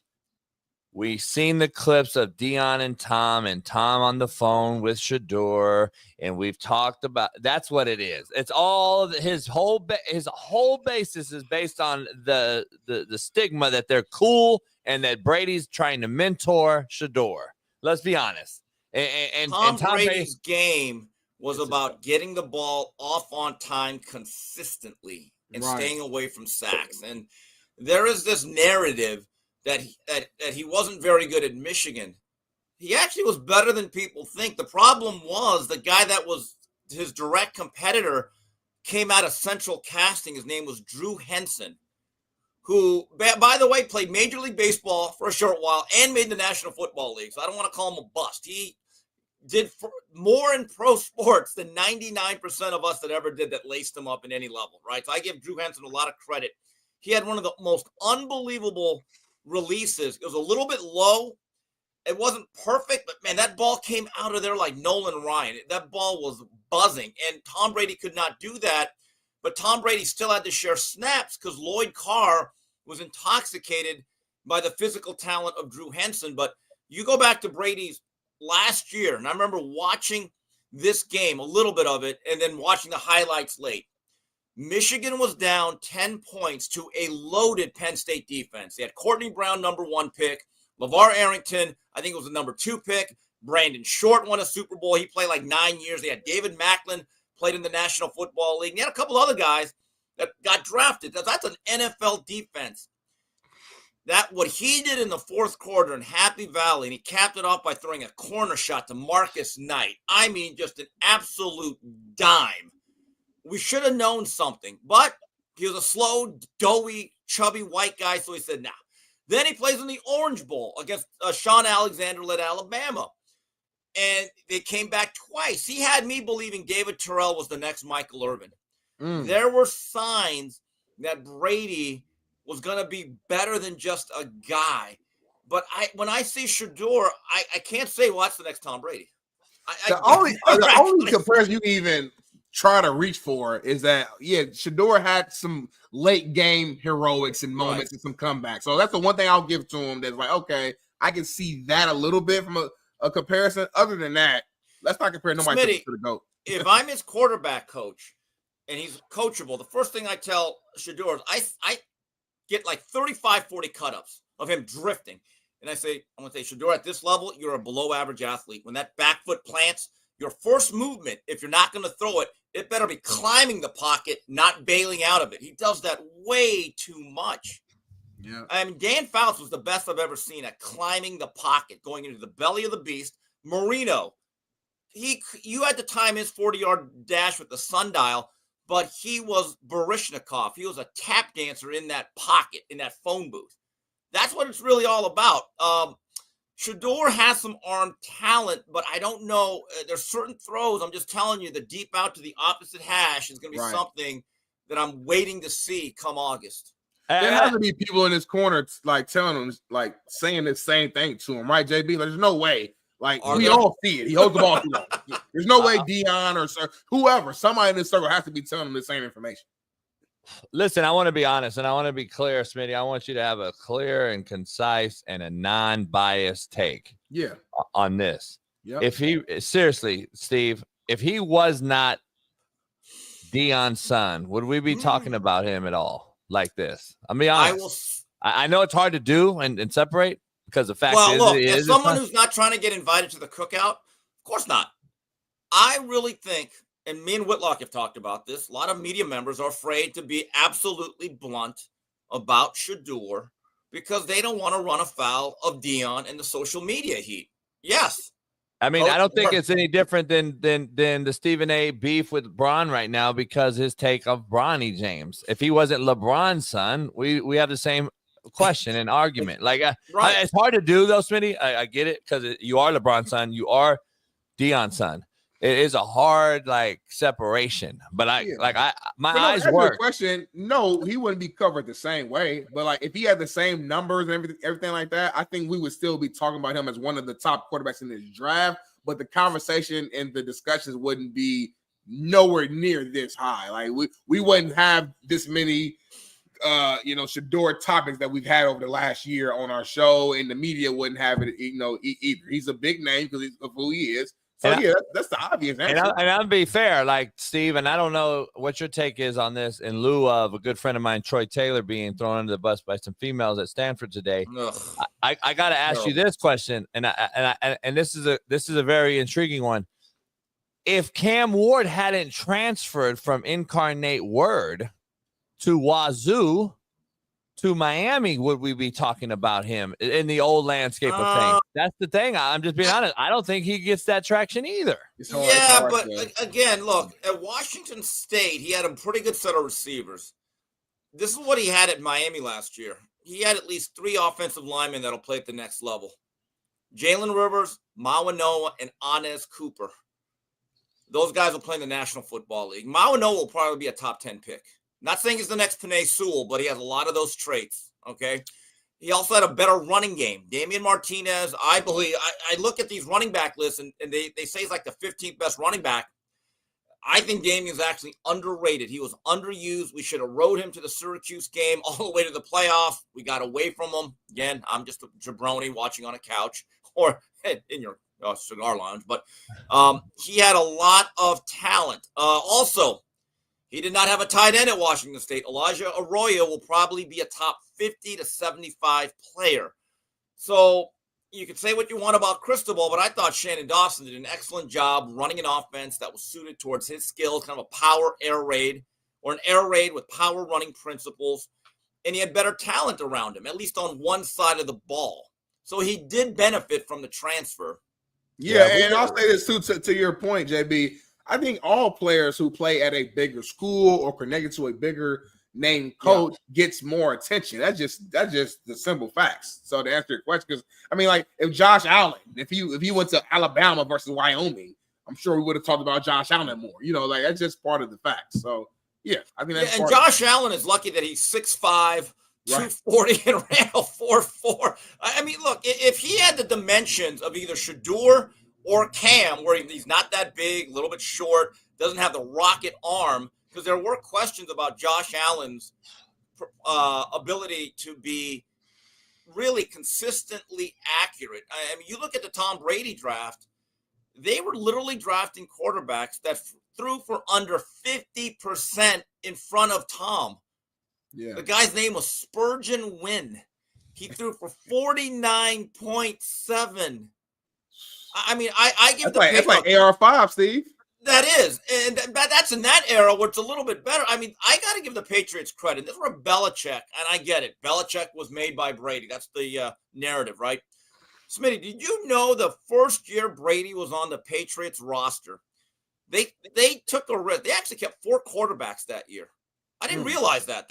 Most teams don't keep 3 nowadays. They actually said, we see something in him.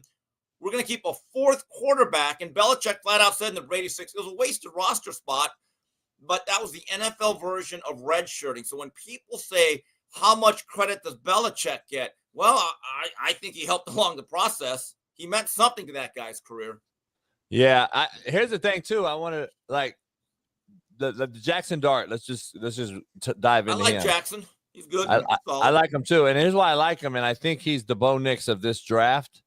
He's played the most games. He has the most experience, and he's played for a guy that actually gets under center plus runs RPO, and that's going to be the combination that the NFL uses nowadays. JB, and I think it's sure he's played more than Cam Ward. I think Cam Ward set some sort of record for all-time passing yards. And again, it took him longer. And also, here's another thing that Cam Ward did at Miami, not a lot, but enough. They forced him to play under center at times. He actually got under center, and we were able to run 12 and sometimes, 11 personnel, and we did some play action. That never happened at Incarnate Ward at Wazoo. No, what I mean is the little things that I see with him remind me of Bo Nix as far as just the little intangible things that quarterbacks know they need to have to move on to the next level. I don't know how good he'll be, but I think that he is a guy that relates to Bo Nix the most in this draft, who had success last year. I don't know. See, Cam Ward reminds me of Drake May, actually, as far as his release, his delivery, all those things. To me, he's more Drake May-ish.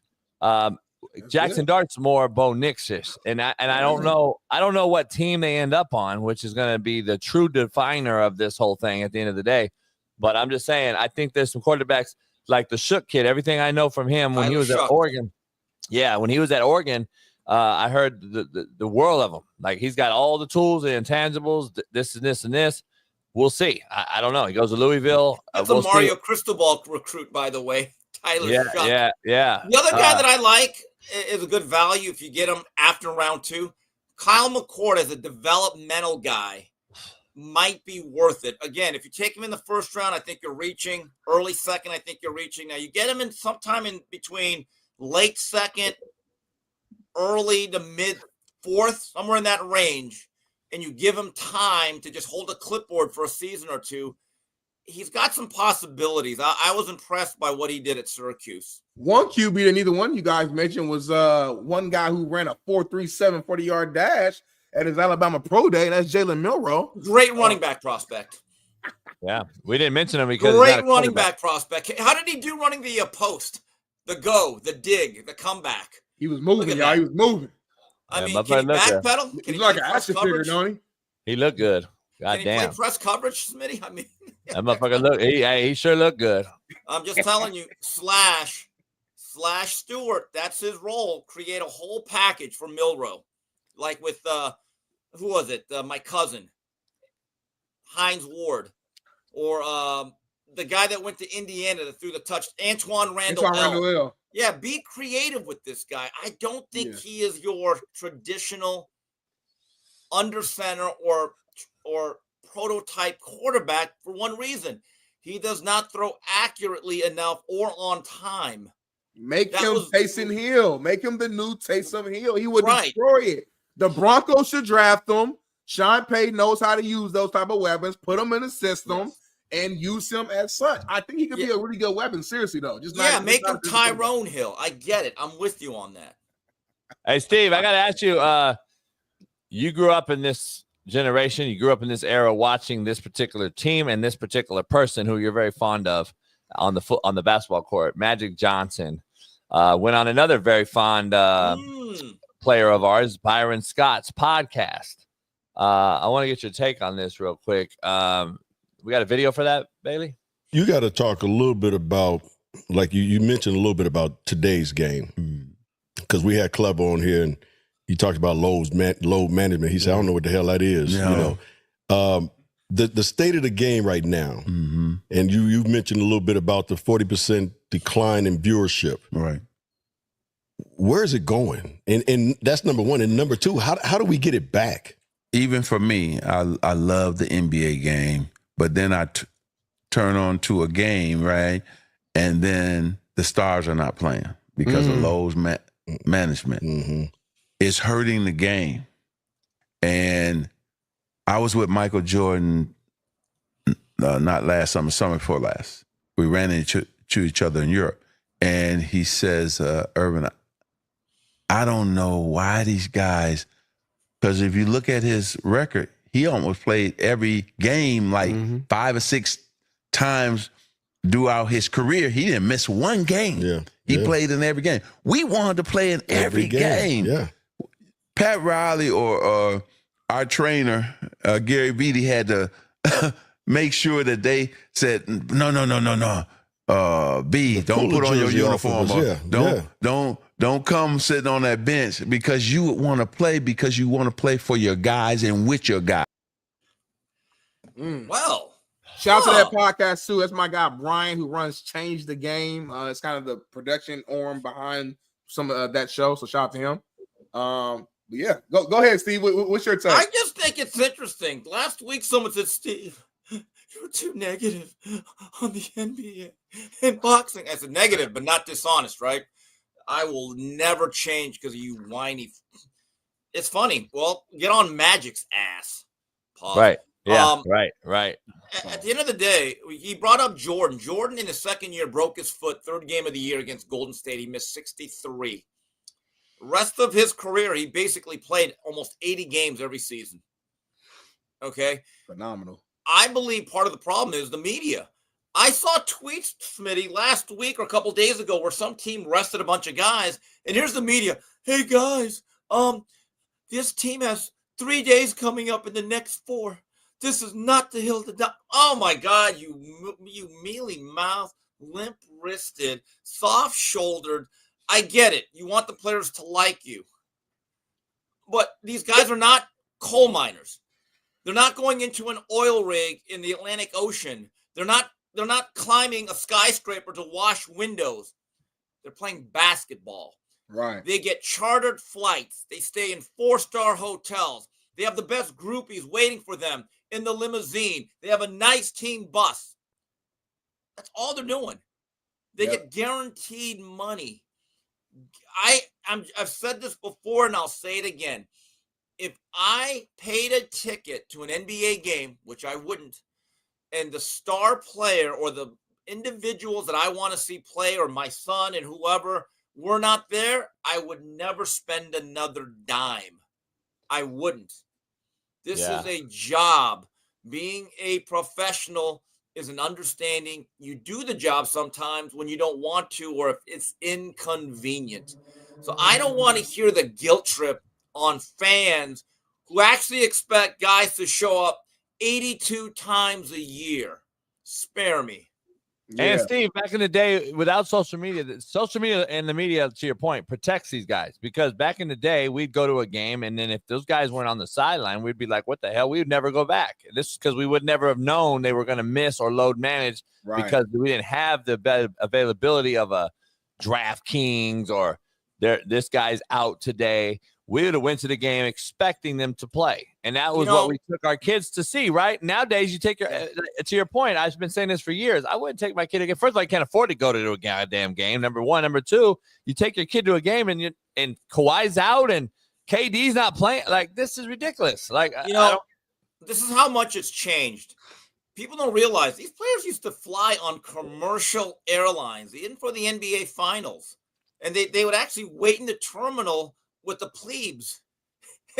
and then they had to dole it out where only the starters or tenured veterans got the first class seats because there weren't enough all the time. And there was one year with the Lakers, it was 85-86, where Maurice Lucas got signed by the Lakers. He was a really good player, but he was not a long-time Laker. And there's one time he got bumped out of first class because there weren't enough, and he almost started a fight with Pat Riley right in the terminal. And he said, wait a minute, you've been here for 4 months, and you want me to bump one of my old guys? Get back there. I mean, that's how it used to be. I mean, Michael Thompson is a guy that I consider a friend. Most people now know him as Clay's father. I know him as a guy that was the only guy that could really consistently stop Kevin McHale.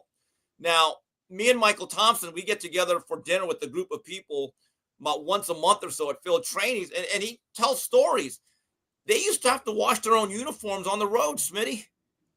That's the truth. Yeah. They after every game, they go, all right, here you go, Michael. And Michael would say, I have to go into the sink or the bathtub, get some soap, and then I have to put the jersey out on the heater, and then I have to make sure when we left, I couldn't forget my jersey. So I don't want to hear this sad song that it's so tough. My God, it's basketball. Yeah. And your contracts are guaranteed. That's the biggest thing too, is like you're getting compensated for this. So yeah, we're not saying that it's not hard. We're not saying you're not tired or your body doesn't hurt, but that's what you get paid to do, number one. Number two, as a competitor, I don't see how you're just comfortable just sitting on the sideline healthy, not playing.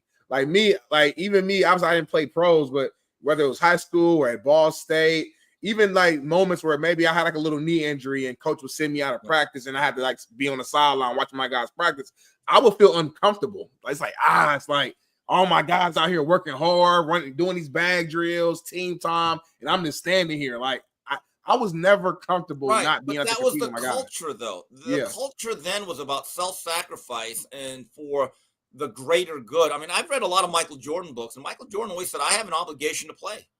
My job is to entertain. I'm just telling you, I love watching Michael Jordan games or clips on the road. Because in Chicago, it was almost too easy. And he had 41 of them. But I have never seen a player, and I think Kobe was a lot like this. He loved playing on the road because he understood these people only get to see me live once. And if you ever see the reaction of Jordan games when he's on a run, there's this one game he played in, I think it was his third year. He scored 37 points a year. They played the Clippers at the LA Sports Arena. God rest that great arena. It's no longer there. But he put on a show that game. I've watched clips of it numerous times, and to see the reaction of the fans when he does this one reverse layup around Benoit Benjamin, I guarantee you those people said, I got my money's worth watching the Clippers shit all year. I'm glad I got this ticket to one game. I mean, it was amazing what it was a Clipper team that won 14 games. One of the worst teams in NBA history. But those season ticket holders like Billy Crystal and Penny Marshall said, you know what? We got to watch the Lakers 3 times and Jordan. And it probably made it worth it. There's no pride. And so I don't want to hear all the whining and complaining. And then the media seems to be complicit in this. It's sad. Yeah. It feels like this generation, this is bigger than even just the sports side. This generation wants to figure out how they can make the most money by doing the least amount of work. Right. Which is I was talking to my little sister the other day about that. I'm like, y'all don't want to do anything. But Smitty, that's fine. That's actually fine. But don't expect us to accept it or enjoy it or pour more money into it. Right. I mean, it is what it is. But the thing about that generation of players at Byron Scott, by the way, shout out to Morningside High, local product. They played every game, and Pat Riley would run like 3-hour practices too, and he used to grind the guys. If you did that nowadays, you'd have a revolt. You'd have an absolute revolt. And the thing that I hate is now guys like Ben Simmons say, well, my mental health. Yeah, you're weak. That's the problem. There's no mental health issue. You're just weak. You're not mentally strong enough. If you're not mentally strong enough to take consistently open 18-footers, yeah, you probably have an issue. I still don't know. I still don't know what that is exactly. It's called laying more bricks than the Chinese that built the Great Wall. That's the problem, and it became a mental issue. My mental health has gotten worse from being on the show with JB from him co-hosting. So, hey, Steve, since right before you came on, the Celtics were sold for $6.1 billion. In 2002, they were purchased for $360 million. That's 17 time increase right there. At least. That's a return on your investment, Steve. That's a hell of a ROI. You did a hell of a job there. What did you even know they were up for bid? No, I don't. Unless they want to get out. I've always said sports franchises generally just go up, and with these television deals, there's really no financial risk anymore, is there? Maybe they just want to cash out. Hey, we're good. We'll go to Tahiti, whatever. But that's a good deal, though. Yeah, that's 17 time increase. Holy shit. Lakers are chasing them. We'll see how they end up. But if anyone watches them, Steve, let me ask you something. The tournament starts today. I know we got the great legendary Tim Brando on next after you, and talk some March Madness to cut down the nets. We've had some legends on, Bobby Crimmins and Pat. We've had some guys on this week that broke this thing down. We got the great Frank Martin on tomorrow morning and Jim Herrig tomorrow. Oh, it's gonna be another ball burner, Jim Herrig. Hell yeah! Remember the Rhode Island teams that he had after UCLA? They were fucking good. Pretty good. Yeah, Jim Herrig did a really good job because before he came there, UCLA simply did not recruit at the level that they had before, post-Wooden. And all their players were getting plucked, going to Big East schools, going east. Once Herrick got there, he did a much better job of keeping the blue chippers, whether it was Don McClain, Tracy Murray, Derek Martin, Mitchell Butler. He had teams that had like 7-8 NBA guys, and then the O'Bannons. Yep. When they came there. Sean Tarver. Sean Tarver was another one. And it also helped that UNLV. Yeah, lost. They had to get rid of Tarkanian, and that kind of opened the floodgates for him. And then Ed had to slip and fall dunking on AC Green at Pauley Pavilion in the offseason, hurt his knee, and then he became what he was, won the national title. And then also Tyus Edney. Can't forget Tyus Edney. They had some legends. J.R. Henderson and Jelani McCoy on the boards, athletic longs. Toby Baker. JR was from Bakersfield, wasn't he? He was not a Southern California guy. Bakersfield, East High. We played him in high school. Jelani was San Diego. San Diego. I'm just telling you, I used to follow basketball. So when people say you've never been a basketball fan, all I can say to those people is this, like Bobby Knight, I've forgotten more about this game than you'll ever know. Here's the part. We were talking about this yesterday on the boat. We were out a beautiful day in Southern California yesterday. 8 degrees on the water. Perfect. Yeah. I'm going back today, Smitty. I don't want to hear it. Steve, I want to your point, we lost to guys like Stevie Thompson and Crenshaw High School. Crenshaw goes out. Josh Hart. We lose all these guys. Syracuse, right? Boeheim was in SoCal, tough during that era, and that, to your point. Well, that's when the Big East meant something. Yeah. Across the country. By the way, before I get out of here, guys, we didn't talk about this, but the death of John Feinstein, one of the greatest American writers ever. Yeah. Wrote 2 of the best books I've ever read about sports. And for anyone that wants to read a great sports book, Season on the Brink, on the 85-86 Indiana Hoosiers. So many great stories. You saw the worst of Bobby Knight, the best of Bobby Knight. The level of blunt reporting that he did in the stories. That's a book you could read 5 times and still get something new. And I'll leave you with this. My favorite Bobby Knight story. And I don't know if it's in the book or not, Smitty, but this is something that could not be done today. So he's so pissed off at his team. He has his team wait in the locker room. He goes, you motherfucker, stay here. Oh, shit. So Bobby Knight comes in. He has a used piece of toilet paper. He goes, I just want you to know this is what you guys are playing like. This right here. And he just dropped it and he walked out of the locker room. That's coaching. That's coaching, man. Love it. Coaching. That's the general. Robert Montgomery Knight. Hey, great story. I can't. Are you on Whitlock after this? I'm on Whitlock. We got a lot of things to talk about, including Mina Kimes. You may want to tune in for that. Not you, Smitty. But hey, real quick, what's your take? I started before you jump out of here. Shout out to Snack. Shout out to Snack, Victor Conte, and once again, use promo code K9Kim K numeral 9 KIM to get 25% off on all Snack products. What flavor is that right there? Right there, this is a chocolate. It's Pro Night. You take it at night, fuels you up. It's unbelievable. Also, pro-glycogen right after, but then you use the Expedite before with the Robatine and the Vitalize. And before you go to bed, ZMA5, which, by the way, Victor Conte actually owns the patent for it. He created that whole thing. So everything of ZMA5 from every company across the world, he gets a piece of that. You a bad boy. And don't forget, snack.com, K9's Corner, comes out twice a week. Newest article will be posted in about 2 hours. Must reading always.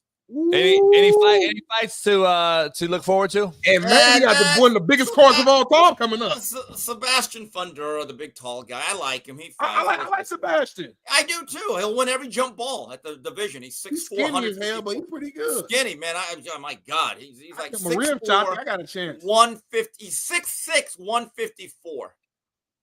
I mean, you know what's there? It don't sound crazy, but someone built like that, if me and him were in a small setting, like a small hole in a street fight, Smitty, if you grab them, it'd be over. I think I'll beat his ass. I'm gonna be honest with you. The boxing rules is a little different. It's different, but in a bar, I would beat the shit out of him. In a bar, yes, but I don't think Sebastian goes to bars though. He's a very nice young man. Him and his sister, very nice people, and the father's a good guy. Smitty, you're not anyway, guys, they're about to call me. I'll talk to you guys next week. I say, I'll holler at you.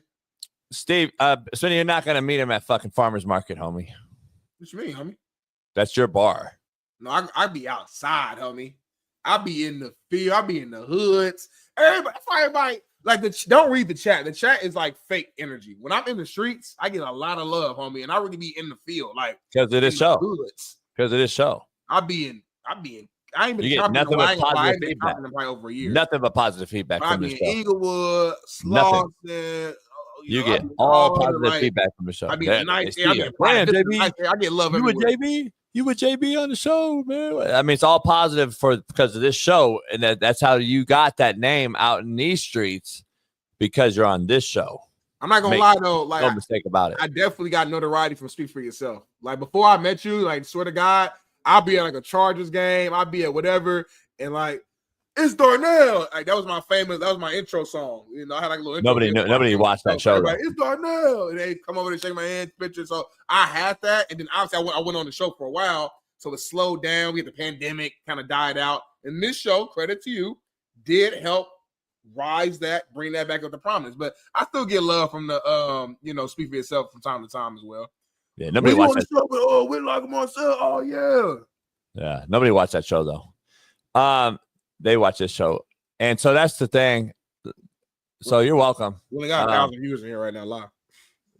We got 1,300, but it's like you're welcome. I mean, I don't know what else to say. Speak for Yourself, you have like 100,000 watching live. No, they don't. They have 100,000 overall. Like 80 to 100, like watching live. Marcellus. I'm saying I was on that show. This show does better numbers now. This is the thing. Shaun did so we had 100,000 yesterday. Shaun King, so you're right. Well, the thing is, if we get more members, if we get mad because he kept cutting you off, and then I had to defend my co-host, and I had to tell Shaun, I said, "Hey, Shaun, you cut on my co-host 3 times. Smitty didn't get a good chance in. We had a very professional, articulate speaker speaking, and Smitty wanted to." Show you why he belongs on TV on a place like Speak for Yourself. I don't need to show nobody. I know who I am. My thing is this though. We got to have a better y'all got excited because it was a big name guy. Oh my gosh, I got to do my thing. It's a natural flow. Like it's just a natural. You shouldn't have to coach that up. We should just know. Okay, Shaun hasn't spoken in a while. Let Shaun get it. It's like being a point guard. Smitty hasn't really said nothing yet. Let's give it to Smitty. It's a natural thing. I'll have to show y'all next time. Next time it's me, you, and Shaun, and a big guest. Let me point guard the situation, and I'll show you how the shit supposed to go. I know y'all rookies to this shit, so I'm not mad at you. Use it as a teaching lesson and a learning lesson. Trump's ear bandit said, "Who the fuck is Darnell?" Become a member, and I'll tell you. You ain't even green, so. Wait, what's his name? Trump's ear bandage, but he's not a member, so we're not gonna talk about it too much. What did he have? The picture. An ear band, Trump's ear that after he got shot in his ear. He said, "Who the fuck is Darnell?" Paris has something to say. Y'all be stressing me out when y'all cut each other off and talk over each other. Why Paris? Because when she's trying to cut the clips, she can't get a good and the captions too. She can't get the caption clear because if me and you both talking, she can't do it. Paris, you're female. Let's figure it out. I don't know what that meant. I want to see if she's gonna write me up and try to get me off the show now because she's a female in a male's space. Shout out to the homie Blue. Darnell's a bad boy for real. Blue a real one. I got some real ones in here. It's a small group. I got a few real ones. You got a lot. Way more than I actually like. Hey, shout out to more than I appreciate. Shout out to the homie earlier, man, Eric Wells, man. I heard a lot of people went in and subscribed to his 21 podcast, man. Thing about me, man, we argue, we do all that, but I support. You know what I mean? Especially another brother. So, you know, you bring in hate, that's fine. I bring out love. So keep subscribing to his page. I saw he said he's gonna drop a new episode soon. So I think he drops once a month. Hopefully he'll, do a little bit more work for y'all. Subscribe, man, support him. You know what I mean? Love it. William 1990 said, "JB, your hair shine hurts my eyes." What does that mean? He said your hair is so shiny that it like when he watches the show, it hurts his eyes. You see, you got a big ass glossy head. And then DMV Living, that's my homie. Smitty is the sane one. The other one is delusional. Who's the other one, JB? Like, who do you think? I don't know. It's racist though. You think so? The other one. DMV simply real, just straight and narrow. Like he just keeps it real. Yeah. If I said the other one, I'd be racist. Well, because you would say it in a racist way. Like you would actually mean to be racist. If I said it, I'd be racist. Because like your intentions would be to be racist. Like when you say them, you're talking about us. Not really. When he said the other one, he just means the other person next to me. Not really. It's been a crazy 2 weeks. We've had all these guests back on, off, no audio, no video, but we're doing our thing, getting all these great guests on.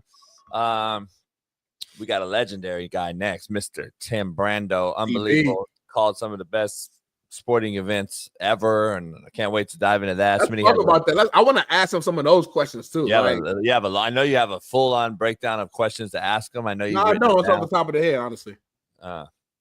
So to expect a shitty interview, everybody, from Smitty's point of view. Hey, we're trying to get this thing going. Pound that like, subscribe, become a member. It's 8:00 on the West Coast, 11 on the East, and it's the time of the hour to become a member.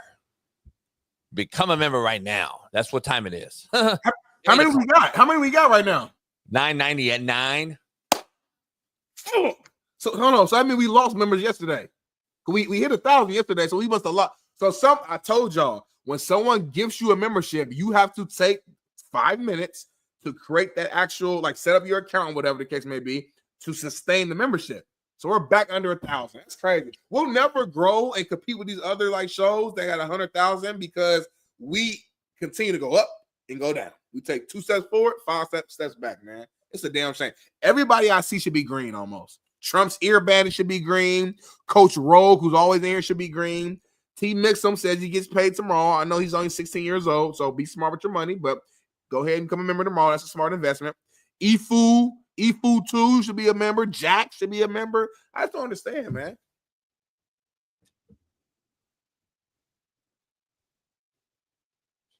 Tyler Nguyen, shout out to you. 20. That should get us over the hump for now. Should get us over the hump for now. We good now. And then the black homie, who's, we don't always see eye to eye, but Dre Day Solo.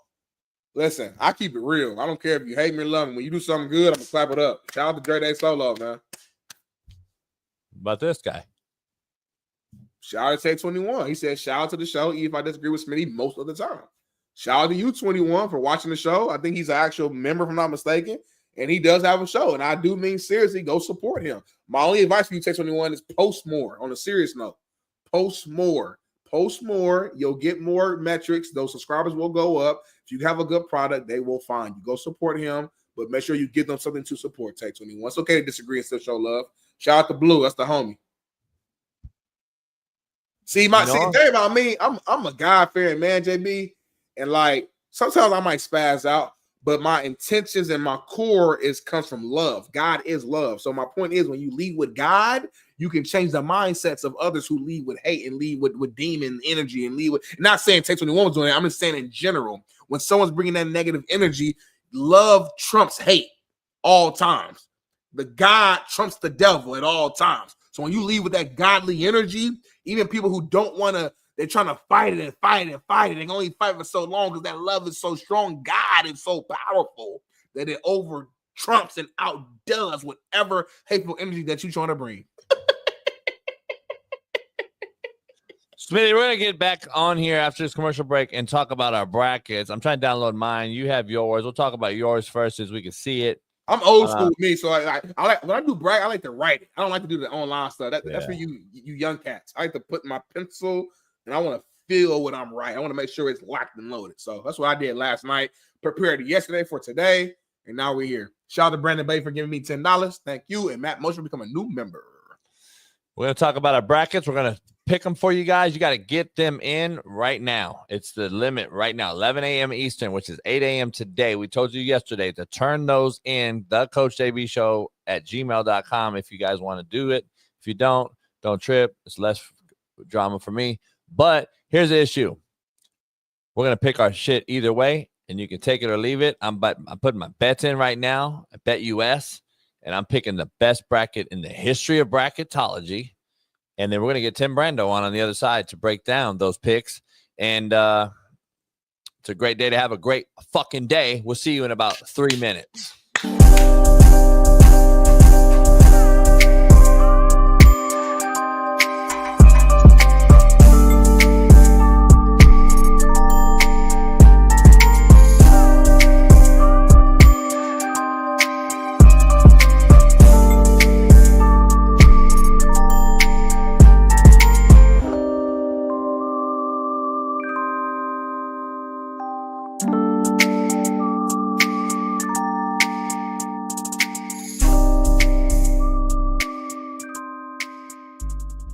Says its plan is to put an electronic system to measure first downs into motion this upcoming regular season. I remember we talked about this, I think, with Steve. Every year. We talked about this with Steve though a while back. No, I think Steve, if I'm not mistaken, was the guy who actually feels like this should have been done, if I'm not mistaken. Maybe I'm getting confused with another guest, but I'm pretty sure Steve was like, hey, it's 2025. It's like, at this point, we should be able to have an electrical system.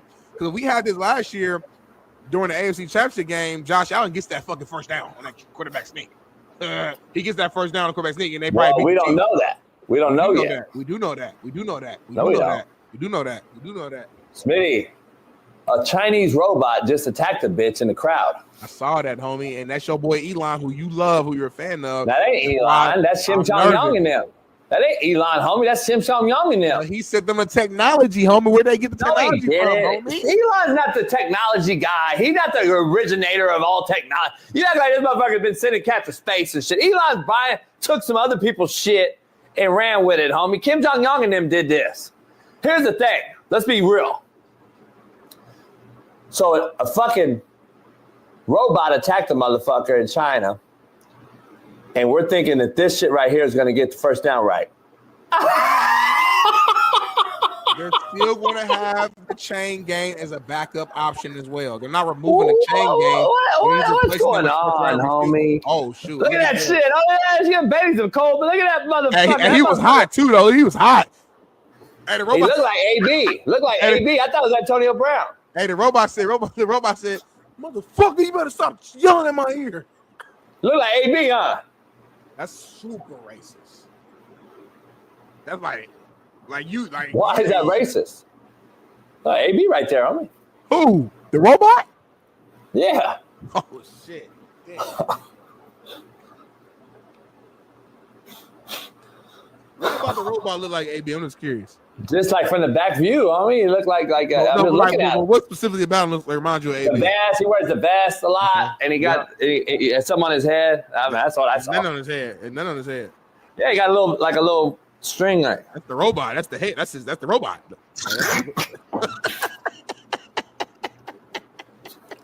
That's him. That's the robot head, homie. That's him. Yeah.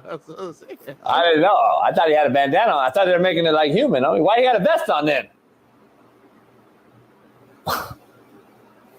This dude. My mind, Smitty, my brain sees things. My brain sees shit, and then I see it, and then you guys all see it, and then you say, "Damn, that motherfucker that really is AB." Like, you know what I'm saying? You'll see it in a couple of days. You'll be like, "Damn, JB said it, that's AB," and then Cameron and Mace will say it, and then no, he won't give us the fucking credit, and then Shaq will say it, and then everybody will come out 10 years from now and say, "Oh, JB said that first," and then some fucking nobody in the chat will come out and say, "Shaq said that shit." Moving on, man. Another big time topic right here, man. It's kind of moving to the NFL world. Well, I just want to finish up talking about your fucking marker, homie. It's just why are we so lazy in society now? We wonder why we're so lazy. This is why, homie. Go get the old white to hold the fucking sticks at the fucking on the sideline. He has no life anyway. If you take him out of Grandma Ma and them's house, he's going to die any fucking way. Put him on the sideline, give him his pension. He's already been in the NFL for 40 years. Let him hold the fucking marker. Why is this so hard? Then go get you a fucking competent fuck and NFL Roger Goodell. Pay your people. Pay the referees to not have to work at fucking Walmart and then come over and coach in the referee in the fucking NFL playoffs. How about you pay these motherfuckers full time? And maybe you could actually have a quality fucking product on the football field. But we endorse laziness. And this is what you get. Now we're going to use AI. And soon, Smitty, you won't have a referee out there. You're going to have just flags falling out off a drone. A drone's going to come and drop the flag. And then we're going to be like, what happened? The drone said you were your hat was across the line of scrimmage. 15-yard penalty, first down. And you're going to see a bunch of fucking AB-looking robots out there, homie. This shit is unbelievable, bruh.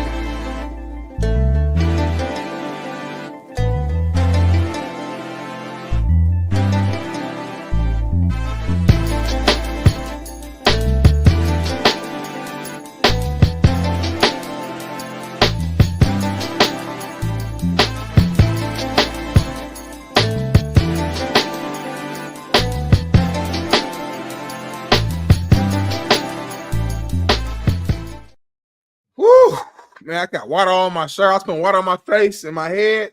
You know what I mean? Just kind of ripped my shirts off. And I got water on my shirt, homie. Why? Just that last hour. I just wanted to have that good energy that last hour. I just put water on my face, just like a refreshing. Just feel good. Got on my shirt, homie. Trying to figure out my bracket. I don't understand how to download. I look like a little kid. Like I just spilled some on my shirt. Little boy. Like a little boy. I spilled some on myself. Why is that so funny? I don't understand where my talk us through what you're doing right now. Let's get this together. I'm trying to find my bracket so I could see my picks.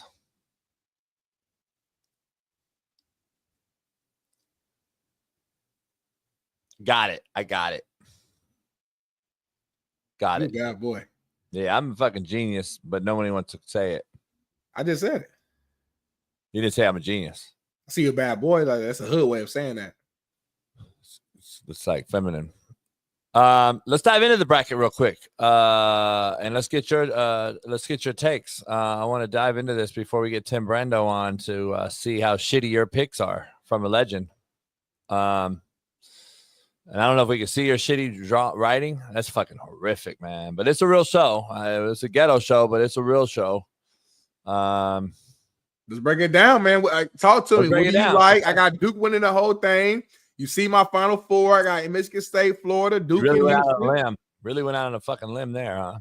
And Duke, I mean, sometimes like the easy answer is the correct answer, homie. Sometimes it's not about trying to just say something that no one else has ever said before. Sometimes it just is what it is. Duke's they're the best team out there. They got the best player in the world. They got the best team in the world. They won the all right, I'm gonna rapid fire these questions at you then. All right. So you got the bracket, you know what you picked. So go real quick, though. Real quick.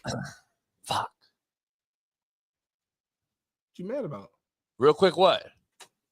Whatever you gonna do, you said rapid fire. Oh, I thought you said you had something to say. All right. So obviously we both have Auburn winning in the first round over an Alabama State team who had to play in to get in. All right, boom, we got that. Louisville Creighton. Now this is a great point. We had our great guest yesterday on. So he made me a believer in Creighton. He made me believe that Creighton was a dangerous team. He had me believing. I believe Creighton got Mike Miller's from Louisville on there as well. Great shooter on that team. I like Creighton, a close one. Yeah, we're just going to pick the teams. We don't have time to go into each team's individual because I know every single roster. I know every team, every player. I know where they transferred from, where they are, their fourth, third, fourth, fifth school. I know everything, but we don't have time for that. Who's number 8 on Kentucky? That's my only question. We'll go fast. He'll hooper. So here's the thing. Louisville Creighton. It's 20 minutes playing down the street from Louisville. They're going to have a lot of crowd, and that's what yesterday's guest stated and pointed out. But he also said Creighton was the better team, though. That's what made it. So that's what told me. We've taken too long on the Creighton Louisville game, so now we won't get through the whole thing because now we're just still on Creighton Louisville. By the way, I'm going to take Creighton. All right, I'm taking Creighton. Who you got? Creighton. All right, Michigan, UC San Diego. A lot of bettors money. A lot of bettors money's on UC San Diego. Who you got? I got Michigan, homie. Midwest. I got Michigan too. Texas A&M, Yale. Who you got? A&M, homie. Gotcha. I got the same. North Carolina, Ole Miss. Ole Miss, the 6th seed. North Carolina, the 11. They got in through the play-in. I said they don't deserve to win, but now that they are in, guess what? Sometimes momentum is momentum, and the pendulum is swinging. I'm taking North Carolina to shock Ole Miss. You? Same thing you see on my bracket. Upset alert. And one thing that our guy mentioned yesterday was the same thing, that sometimes when these teams get in, they get hot and they go deep. So pause. Fuck, man. You mad because we agree on everything? When you see my bracket on the screen, it's not like I'm making this up. Like, my bracket is here. Like, that's what UNC. Y'all see it. Fuck. Let me change that. No, all right. Iowa State, Lipscomb. I don't know who Lipscomb is. Iowa State, about 40. I got Iowa State. Marquette, New Mexico. The 7 and the 10. And the 8 and the 9 are always intriguing in this tournament, especially in the first round. I'm taking Marquette, obviously, because of the history. New Mexico is a formidable opponent, though. I'm going to take Marquette to win. No real upsets in this first one for me. Go ahead. Marquette wins by 10. Michigan State, Bryant. MSU, all day. Easy. Go next. Got you. All right, let's go on the other side. Duke, Mount St. Mary, we got Duke. Mississippi State, Baylor, 8-9, always intriguing. Baylor just coming off of Natty not too long ago, still athletic, but they're the 9. They're falling off a little bit. Who you got, Mississippi State or Baylor? Mississippi State is what you see on the screen. What you got? Same.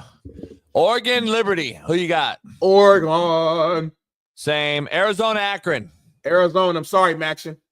Same. BYU, VCU. BYU.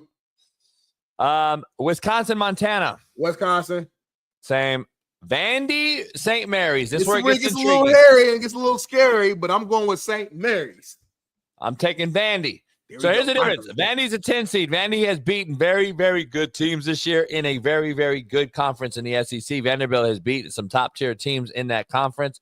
I believe Vanderbilt's going to actually make a run. I got Vanderbilt going pretty far. They got that old lady to be like supporting and all another school. No, it's not them. Vanderbilt, I got beaten St. Mary. St. Mary did beat Gonzaga twice this year. Gonzaga beat the shit out of them in their title game, though. I think they've hit that wall. I think St. Mary gets put out early against a Vanderbilt team that is formidable. Alabama, Robert Morris. Alabama's a 2, obviously. Bama. We got Bama. All right, now let's go Florida, Norfolk State. We're taking Florida. UConn, Oklahoma, 8-9. Very intriguing. I'm going to go with the 2-time defending champs. They got the winning pedigree. I think Hurley figures it out. He's going to outcoach Oklahoma. Oklahoma lost the best point guard to Houston. Yep. Obviously, I'm going to go UConn. You? Same thing. Easy money. Memphis, Colorado State. Penny Hardaway. Memphis. I'm taking Memphis, Colorado State. Is Penny still coaching there? I don't know. Colorado State is very good, though. But he went there, I'm saying. Colorado State is very good, though. Don't get it twisted. They could upset the 5 Memphis. I'm going to go with Memphis. Maryland, Grand Canyon. Grand Canyon is a school right out here. It's a shithole. But guess what? Their female coach actually just got promoted to a bigger job.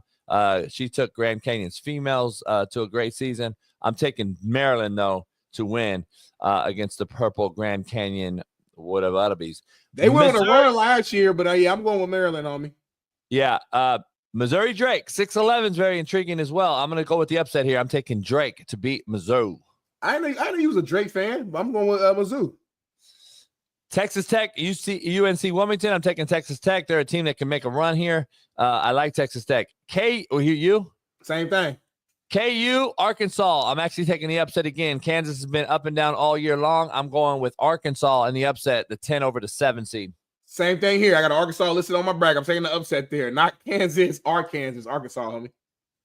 St. John's over Omaha Steaks. I'm taking St. John's, obviously. I got them making a little run here, too. Me, too. I do have to make a little run. I actually got them in my Sweet 16. Right. Here's the team that I'm betting on. So, for me, Houston's going to win. Every time we say the word Houston, the team Houston, I have them winning because I have them winning it all. That's my money. So, Houston's going against SIUE. Who you got? Houston. Okay. Gonzaga, Georgia, 8-9. Intriguing matchup. Gonzaga's down this year. Mark Few's a great coach. I understand it. I'm going to have them getting by Georgia in this first round. But it'll be a close-ass game, nutty, gutty, but they'll make it through that first round. Clemson, McNeese State. I got Clemson. Clemson's beat Duke this year. Clemson's very formidable in an ACC that was pretty good. I'm going to go with Clemson to beat McNeese, but McNeese is formidable. They have a good perimeter game. I like McNeese, but Clemson's going to edge them out. Clemson's one of the most dangerous teams in this tournament. I got Clemson. Purdue, High Point. High Point's a very intriguing team. 13th seed. High Point has a lot of good pick and roll action. They do a lot of good things. I have no idea. I'm just kidding. I have no fucking clue who High Point is. But Purdue's going to get the win. I'm from Indiana. Purdue was in the Natty last year. I got Purdue. Xavier, Illinois. Illinois is the 6th seed and not as good as last year. They don't have the same guard play. I'm taking Xavier in the upset, 11 over 6. Xavier wins over Illinois. Yeah, I meant to put Xavier, but I had Texas down. I forgot who won that game. Xavier came back last night. That's like I said earlier. I gave you the lead in. I gave you the lob. You choked it off. Not a very good teammate. Well, I already wrote this. I did this last night because Texas was up big, and I turned the game off. I didn't know Xavier came back. That's why you don't turn the game on. Texas was up big. I turned the game off to watch the Lakers game, and then I was like, oh, shoot, I didn't know they won. So I got Xavier winning that game. Kentucky, Troy. Troy, great football team. It's a little shithole in Alabama, but I'm taking Kentucky as a 3 seed minus the great John Calipari. I'm taking Kentucky to make a run here. Kentucky's going to beat Troy. You? I got Kentucky easy. Now, this one is always a hard one on me. I always take UCLA in basketball no matter what, but guess what? I cannot do it this year. Utah State's a better team, even though they're the lower ranked. They're the 10. They're going to beat the 7 seed UCLA. UCLA is just not very good this year. I hope I'm wrong in this pick, but guess what? For bracket's sake, I'm taking Utah State to 10 to beat UCLA, my Bruins. You? UCLA gets hot, and they will make a lot of threes this game. They get past the first round. I got UCLA. Tennessee, Wofford. A lot of people like Tennessee getting into the Final Four. A great guest yesterday said the same thing. I got Tennessee beating Wofford. You? Duh. Okay, next one. Let's go to the next round here. I got Duke, Mississippi State. Who you got? I got Duke. I got Duke as well. Oregon, and then Oregon, Arizona. Pac-12 old school matchup. Who you got? Arizona, easy. I'm taking Arizona as well, not easy. And then BYU, Wisconsin. BYU is a 6 seed. BYU has locked down the number 1 recruit in all of high school basketball. BYU is doing big things, the old Mormons, they are. And I'm going to take them to beat the number 3 ranked Wisconsin Badgers. And I think BYU goes on and plays in the next round. I got BYU making a run here. You? BYU is doing some amazing things, but it won't be enough. I got Wisconsin winning. Vanderbilt, Alabama, intriguing SEC matchup. I'm taking Vanderbilt. I'm telling you, Vanderbilt's going to make a run here. Alabama's the favorite, number 2 seed. Obviously, the Vanderbilt 10 seed is going to get by St. Mary's first round. They're going to beat Alabama in the second round. They're going to end up losing and playing. They're going to end up playing BYU in the next round. We'll talk about that next. You? Well, I got St. Mary versus Bama. I got Bama winning that game regardless of who they're playing against. So I got Bama moving on to the next round. Let's go. Michigan State, Marquette in that second round. I like Michigan State to get by the Marquette. I like Marquette, but they're not going to get by. I think Tom Izzo has a really good team, a 2 seed. Michigan State's back. I like Michigan State beating Marquette in the second round. You? I like the same thing. I got Michigan State making a big-time run in this tourney. Due to Iowa State's injuries, they'll struggle versus Lipscomb today, and then they're going to struggle against North Carolina in the second round. I got North Carolina actually getting through the first 2 rounds, even though you can call me a hypocrite all you want. I do not believe they belonged. I do believe West Virginia belonged, but North Carolina doesn't mean this is basketball. It's watered down. North Carolina still can make a run now that they are in the tournament, and I think they will. They're going to beat our injury-rigged Iowa State team. I think North Carolina beats Iowa State. You? Iowa State plays with a lot of heart. They will overcome those injuries. I got Iowa State. Michigan got 2 really big men, 2 good big men. Let me say that better. NBA draftable big men. I like Michigan over A&M, the 4 seed in the next round. You? Same thing here. Auburn Creighton is an interesting matchup. Obviously, a lot of people are high on the Bruce Pearl-led Auburn Tigers. I'm going to take Auburn to beat Creighton in the second round. You? I got Auburn. I'm a Charles Barkley fan. I'm going with Auburn. All right, now Florida UConn, very intriguing matchup. I'm sorry, is that where we are? Yep. Okay, we are. Yeah, Florida UConn. I got Florida. You? Florida. Memphis Maryland, a 5-4 matchup. I picked Maryland in the first round to get by Grand Canyon. I took Memphis to get by Colorado State. I'm taking Memphis to make a run here and beat Maryland in the second round. I'm a big time Glorilla fan. When the hottest rapper's out right now, give me Memphis. Never heard of him. I'm gonna go with Drake. Oh, definitely never heard of her. Drake, Texas Tech. I'm taking Drake, actually, to upset Texas Tech is my big number 2nd round upset alert. I'm taking Drake to make a run here, and they'll end up losing to Florida in the next round of the Sweet 16. I'm taking Drake to beat Texas Tech. You?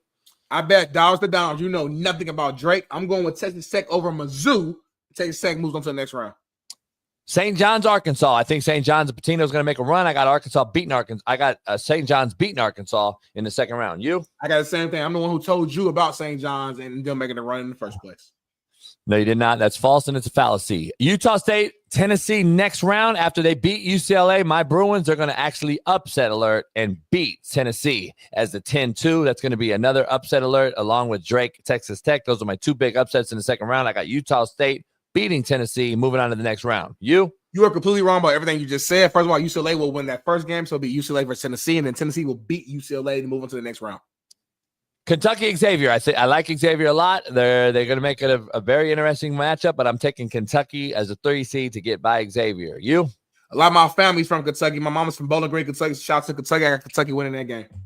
I got Clemson, Purdue. I got Clemson beating the Indiana-led Purdue Boilermakers. I got Clemson moving on and beating Purdue. You?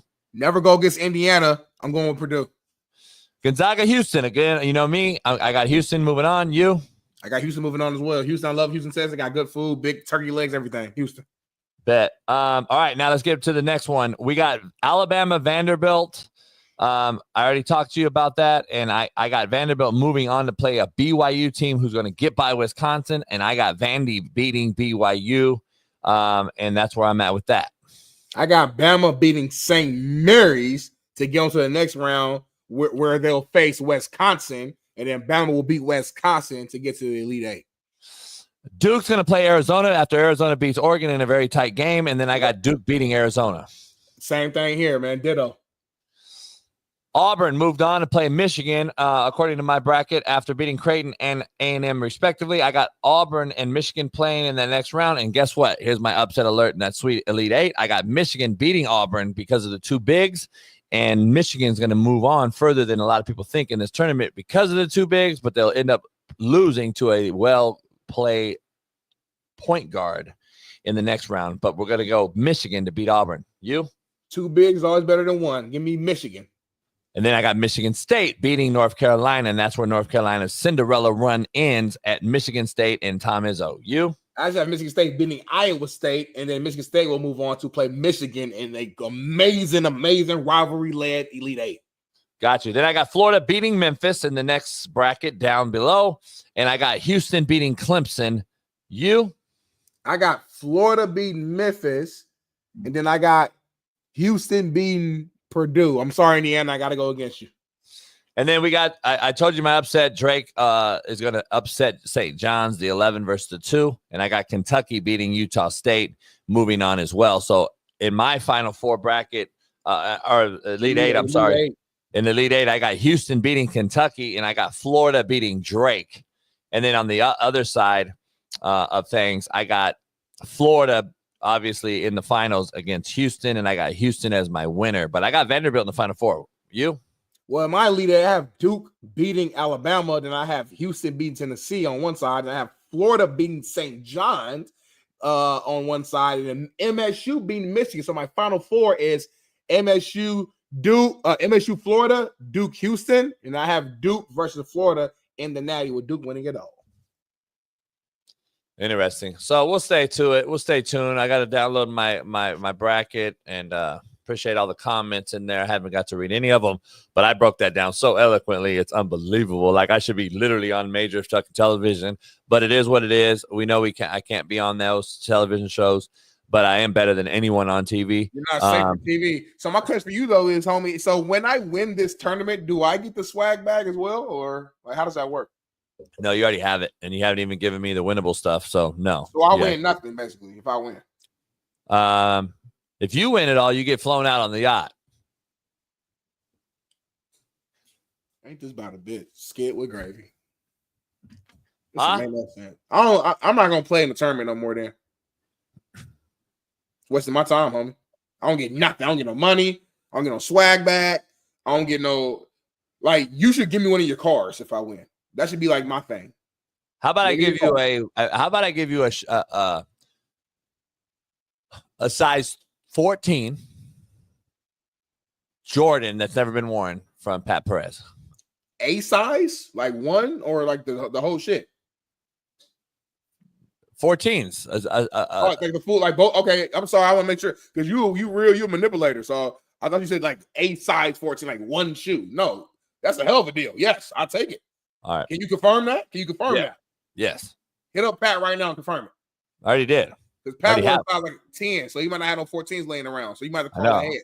But I have them. Oh, case closed on me. If you don't win, though, guess who they go to? Oh, that 21 cat. That's a tough one. Talk about being stuck between a rock and a hard place. You know what? I'm gonna show love to my brother. If he joins the tournament, he can have it. If you want to give it to him. Beautiful day in California. Shout out to I California. know Andrew Max. I'm 5'11", wear a size, 13.5, 14. It's like I was supposed to be a little taller. I think I was lifting weights too young. I stuck my growth. I'm supposed to be 6'2". It's crazy. I'm still a dog though. You're supposed to be? Yeah. Osgood Slider messed me up. You're blaming Osgood Sliders. It's stunning my growth. Osgood Slider it's stunning my growth, because they say it's when your body's growing faster than your bones. You know what I'm saying? So this is one of those things, man. Make sure you guys become members right now, and you like, follow, subscribe right now, because right around the corner, really soon here, we have a big time guest to help close out our show. Coming here soon, and our guy Mr. Brando. So make sure y'all stick around. But he'll be here in a few minutes. But Jason, you all right? Get the look in your eye. He was here, I thought, and then he'll be here in a minute. He got things to do. He's getting his camera set up and getting his coffee ready and getting everything set up the way that's supposed to be set up. So, but I do want to ask you this though, real quick, before we bring him on, because I don't want to ask him this when he gets on. Tyreek Hill had his 13th child. Thoughts? Or planning to have his 13th child. Thoughts? Ah, man. Crazy. He's got more kids and touchdowns last year, man, I guess. I don't know. Unbelievable. Unbelievable. Your thoughts? I mean, to each his own. If he wants to, have kids, as long as he's an active father in all their lives, who am I to say? But forget that. We can bring that up later on if we want to. The time is now, JB. I want to give you the honors of doing the intro and really bringing them in the right way. This guy right here is a legend. He's a Fox. He's currently with Fox Sports, so I would call him a coworker of mine. He's called so many big time games for over the years, and whether it's in NFL, college basketball, college football, golf. I mean, you name it, it's the one and only Tim Brando. Bring him in, y'all. Bring him in. How you doing? Hello, gentlemen. How are you?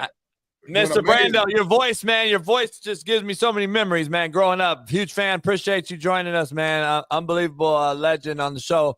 Can't thank you enough. Can't thank you enough. Good to be with you. Appreciate you. I got to ask you right out the gate. Your favorite or I guess your most meaningful or memorable time ever announcing one event? What sticks out to you?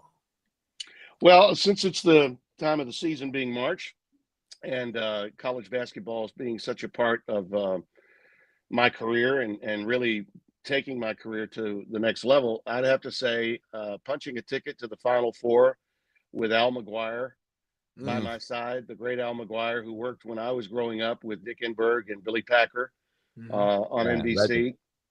By the time I worked with Al, which was in 97 and 98, by the time I worked with him, I was 41, 42 years old. I'd already worked with Vital. I'd started my career with ESPN in 85, over 40 years ago now, with Dickie V. And then I'd worked with Billy Packer at CBS for a couple of years. And also I was doing ACC games on a regular basis regionally for Raycom Sports, which had done all of their games along the Atlantic Seaboard for so many years. So I had worked with, and Raftery, I'd worked with Bill when I was at ESPN when I was just starting out. So I was in my late 20s when I was working with them, but I'd never worked with Al. And Al was as unique a human being as you'd ever meet. I know there's a whole generation of people that don't remember Al because it's been, gosh, over 20 years since his passing. I think he died in 2002 or 3, somewhere in there. But Al was, he was a national treasure and a coach that was in his prime, a very young man in 1977 when they won the national title. And he had announced his retirement right before the game. And they won the national title at the Omni in Atlanta. And everyone remembers him sitting there crying, didn't get up when the game was over. He was just his head in his hands, and he was crying as everyone was celebrating. And Enberg loved him, wrote a one-act play about him after he passed away. And I remember asking Dick, again, God rest his soul, we lost Dick Enberg a few years ago. I remember who I idolized. I thought the world of Enberg. And I said, I'm going to work with Al, Dick. I need to know. He's so unique. He's so different. He said, well, Brando, you've worked with Vital. I said, no, but Al McGuire's different. He's unique. He may not know one single name of one single player on the floor while he's doing the game, but he says things that are so smart, so intelligent. So he just sees the game so uniquely. He said, Tim, there's only one thing you need to remember, and that is you got to know every name, and I know you will because he doesn't. He said, it's his world. You just enjoy the ride. It's his world. Very few of us ever get invited into it. Enjoy the ride. And he was so right. I learned so much about not just basketball, but about life when I worked with Al McGuire. And we punched a ticket in St. Louis in 98. I'll never forget this. Stanford was down by 6 to Rhode Island in the regional finals in St. Louis. They came from 6 points down in under a minute to win the game. And like 30 seconds after the game's over, it's the most impactful assignment at that time I'd ever had. Only 4 guys got to do the regional finals, and I'm doing it. And I'm 41 years old. I mean, come on, I'm pretty excited. Yeah. And I'm working with Al McGuire, for crying out loud. And the next thing I know, Greg Gumbel in the studio is throwing it out to me, and I look up and there's Al McGuire dancing with the Stanford tree, the mascot. The Stanford tree, 3 players. Mark Madsen, now the coach at Cal, was a part of that team, made a big play on a slam dunk and got fouled. Arthur Lee had a big steal. Jim Herrick still has nightmares about what happened to that Rhode Island team that day because they had a 6-point lead with under a minute to play and lost. But it was just an amazing time, amazing day for me. I told this story yesterday because we got Jim Herrick on tomorrow on here. And I grew up a UCLA guy, obviously, and my good friends were on those teams that won it in 95. And I was at practice all the time with Ed and Charles O'Bannon, my high school teammates. And I'd be up there with them watching those games and practices. And I just told the story. I said, Rhode Island, when he had Lamar and Coutinho Mobley and all these guys, They were really good and had Stanford down. Yeah, And that's my point. That's your point. Like I try to tell Smitty every day, that's the it factor. Yeah. Right? Al McGuire had the it factor. And that was the regional final, two fellas, where the game that preceded that in the Sweet 16 was Valpo and Rhode Island. Valpo was a 13 seed. That was the team that Bryce Drew hit the buzzer beater on the Pacer play to beat Ole Miss in the opening round. Then they beat Florida State in round 2 and then went on to win. And that game was close. And I remember Kentucky was playing UCLA. Packer and Nance are doing the game. Lavin's coaching at UCLA, and they're getting blown out. It's like a 25-point game at halftime. And Billy is, in those days now, there was no Turner, so you were getting regional coverage. People would cut into our game, but most of the country was getting Kentucky and UCLA. All right. But we've got this unbelievable Cinderella story that Al and I are doing. And by halftime, our score is tied. And Billy's keeping up with all this. And he's literally telling the suits in New York, take everybody, take them to Al and Timmy. They've got the game. This game is over. And at halftime, we got word that they were going to send everybody except the markets in Los Angeles and Lexington to us. So now we're bringing on the entire, the rest of the country. And again, I'm really excited, obviously. And so I get this call. This is Tim. It's a 13 seed against the 9. Now, we need to, if Valpo gets to the Elite 8, it'll be the first time this has ever happened in the history of the tournament. So you got to ask Al, what would it mean for a team like Valpo to win this game and go on to the Final Four? So I got my directions. That's what I'm going to ask. And so I'm telling Al, I said, Al, I've got to ask you that question. And he said, he's doing this. We're in a commercial break. We're coming back from halftime. And he's doing this, and he's like, oh, I don't know. So he actually was like he was doing a seance. He's like, I'm like, blah, blah, blah, And now he stands up. He gets up. Everybody on press row, Al was an icon. Okay, Yeah. They're all looking at what is going on with Al McGuire. Is he pissed at Brando? What's going on? And I sit him down, and so we did sort of a Hoosiers Open because Valpo is from Indiana, Valparaiso. We do like this little Hoosiers Open. They send it to us. And I'm like, well, we're sitting on perhaps history tonight, a very close game. And Al McGuire's by my side. Al, people want to know, what would it mean if Valparaiso, a 13 seed, were to win tonight, go on to the Final Four? And he said, Timmy, my boy, it would be like a Norman Rockwell painting. It's perfect. Now, who the hell thinks of a Norman Rockwell painting? I'm like, holy what in the hell, huh? But it made sense. I mean, I'm dying. I almost fell off my chair. I mean, his technique worked. Whatever this was, it worked. The gods came down. Al was like a flower child before being a flower child was cool. He did all kinds of things. On that same trip, he took a motorcycle ride in the middle of the day. When he came on the road, he only had one pair of slacks and his CBS blazer, and he had 2 shirts because we had to work 2 nights.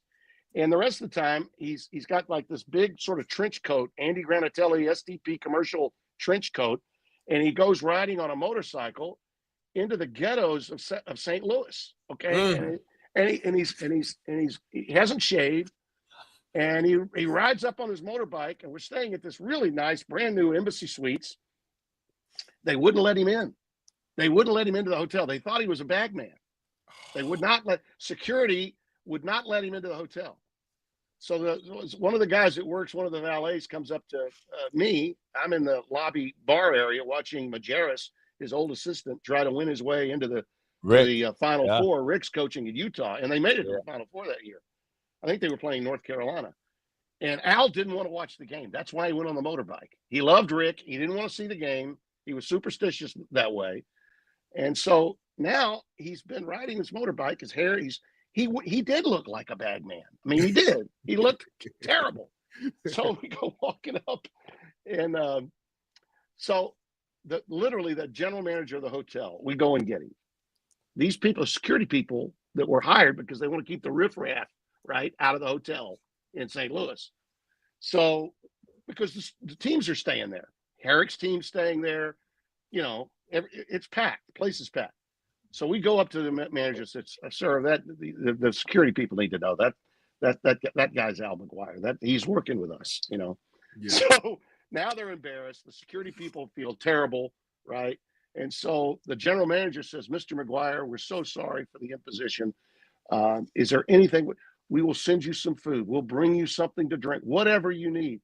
And he looked at the general manager and he looked at the security guy and he grabbed the security guy, a really older black gentleman that knew. He was the one trying to convince the other security people this is Al McGuire, and they wouldn't listen. All right. Right. So there's the security guy, the other security guy that wouldn't let him in, and he grabs him by the head and shakes him. He says, "No, I don't want anything. I don't want anything from you. But do me one favor." And he grabs him, puts his hands right here, and he says, "Don't judge the book by its cover." It was perfect. Absolutely perfect. Al was just a sweetheart that way. Really. Man. Hey, Ted, did you call the game?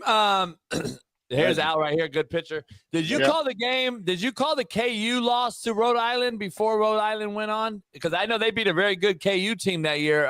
Rhode Island did. No, we were in Lexington that year in the first two rounds. And we had that's where they sent us the first two rounds. And then you get a completely different assignment when you go to the next weekend. So I got you.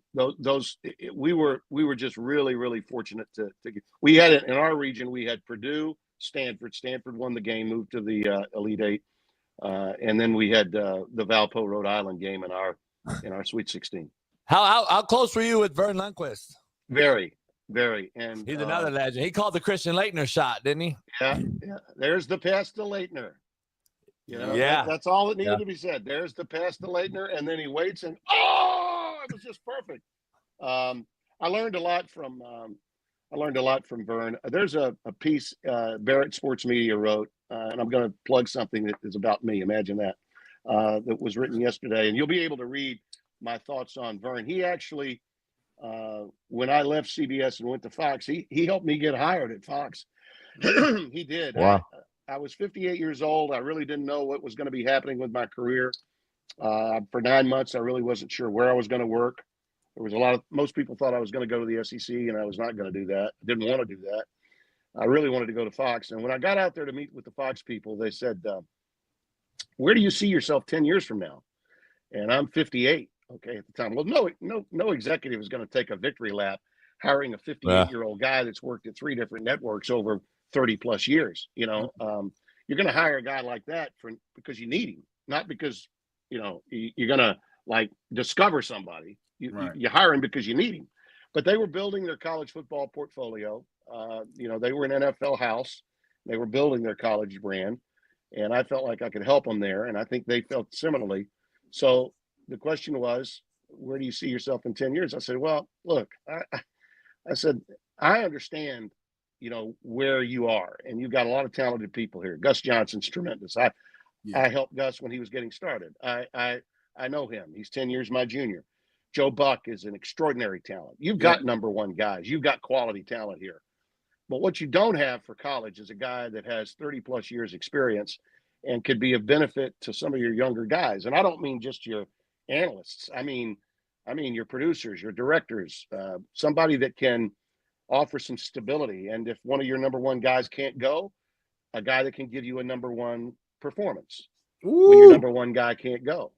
So, I watched Vern Lundquist all his career never be a number one guy, but he was always tremendous. You could argue that no one had more tremendous calls at the Masters than Vern Lundquist. And yet he was never on the tower. He was never on the tower at 18. It was Summerall, it was Nance. But the great calls that he made, whether he was at 14 or later at 16, in your life, have you ever seen in your life? Like that? I mean, one of the greatest calls in the history of sports broadcasting. No doubt. I said, Vern was had a long and enduring legendary career. I've never been a number one guy. I won't be a number one guy. But you know what I could be? I could be your Vern. Let me be your Vern. I used that line, and I think it struck a chord with them. That's a hell of an interview right there. Hey, Smitty, go ahead. Hey, did you ever call golf with Vern at all? Pardon? Did you ever call golf with Vern at all? No, I did not. No. I was there at the Masters, but I was doing it digitally. I was doing the digital side on masters.org, PGA.com. I did do some 18 towers for some events when Nance couldn't do it, or Bill McAtee did that a lot. If Bill weren't doing it or Jim weren't doing it, they'd slide me in. I love golf, but that's a hard nut to crack because they very, very rarely do they have real announcers. Most of the time it's a golf course. It's a golf course architect or a golf teacher, a guy like Peter Costas. Really, usually the only guys that are that are quote unquote broadcasters are on the 18th tower. That's about it. They did, of course, have Vern, which I thought but they only used Vern on the big events. Vern was there for the Masters. He was there for the PGA, but he didn't work weekly.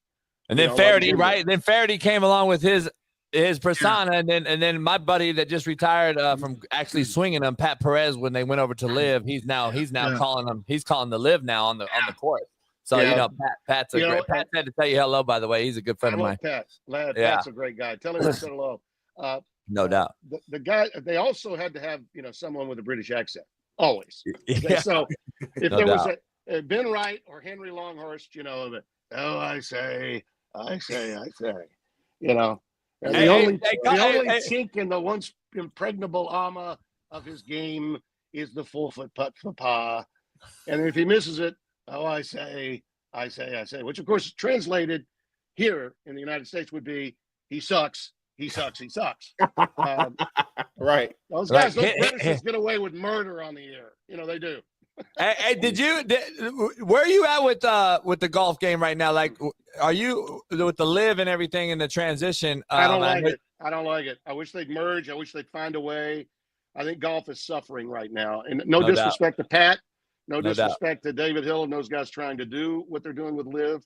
Yeah. But as an avid golfer and a fan of the sport, I agree. I don't like it. I can't get into watching it because they're guaranteed money. What brought me to golf and away from baseball was the fact that these guys, if they don't win, they don't stay on tour. If you have one bad year, you lose your card, you're done. Yeah. And we used to have Nike events and Hogan events at my course here in Louisiana, Shreveport, where I live. And that's how I got to know most of the golfing community. And sadly, the real truth is we want there to be a hook. Viewers want a hook. Right. And I don't see the hook with Live. I just don't. We want to see somebody who's got something on the line with this 5-foot putt. And the problem the PGA has is so many of the great players now are on Live that it's a bunch of anonymous guys that people don't know, which is hurting the ratings. Right. No storylines for the PGA. Now, I have no problem watching great shots. I don't care who's hitting them, but I'm a golfer. Sure.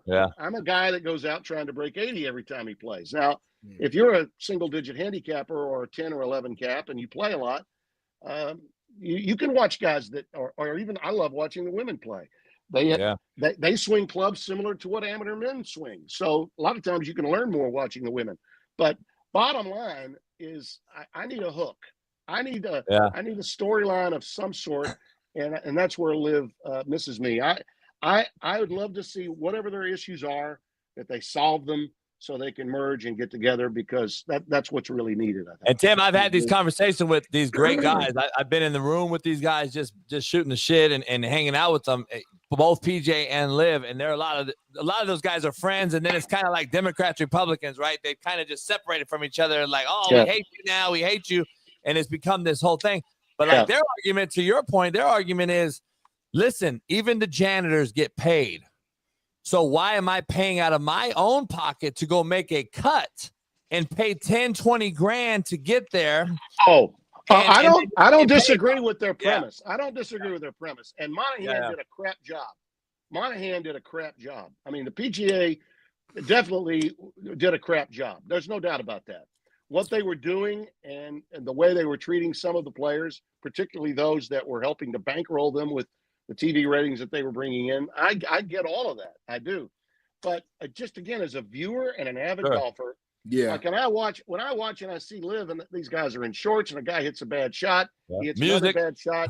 finally, I was watching Na the other day. He hit a bad shot. Maybe it was about a year ago, but I saw it again. He hits a bad shot. He hits another bad shot. And finally, he kind of does what we would do. He get foot wedge, back out. I'm going to give me a damn lie. By God. He knew he was done. Yeah. But I mean, there was no hell to pay.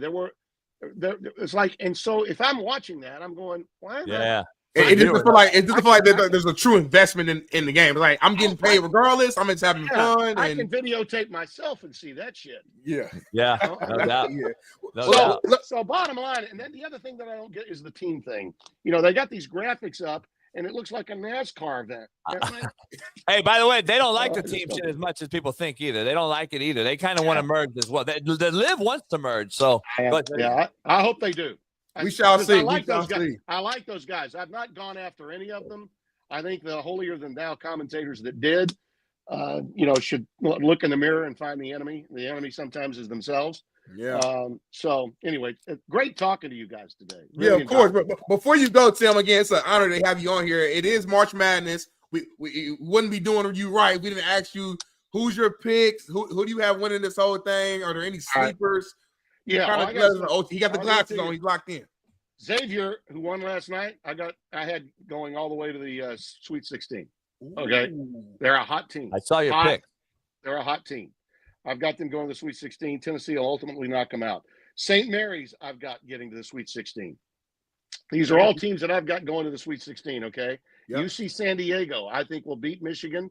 I think A&M is going to lose to Yale, so they'll play Yale in the next round. UC San Diego will get to the Sweet 16. The Auburn bracket is going to open up. Their side of the bracket is going to open up because of upsets, in my view. Their toughest game will be with Michigan State in the Elite Eight, and that'll be a fun one to watch, but I think that's the only team that can knock them out. Florida's got a rougher road to hoe. I think on that side of the bracket, Drake is a team, another outstanding team that can not only win the first round, but win in the second round. I think they can get to the Sweet 16. I've got them beating Texas Tech to get there. St. John's will hammer Kansas. No problem for St. John's beating Kansas. They will play Florida, and that's the only number 2 I've got getting in. I got a lot of upsets early. Akron's going to beat Arizona. And as I mentioned, I love St. Mary's. McNeese State is going to get to the Sweet 16. They're going to play High Point because High Point's going to knock off Purdue. So a lot of upsets early.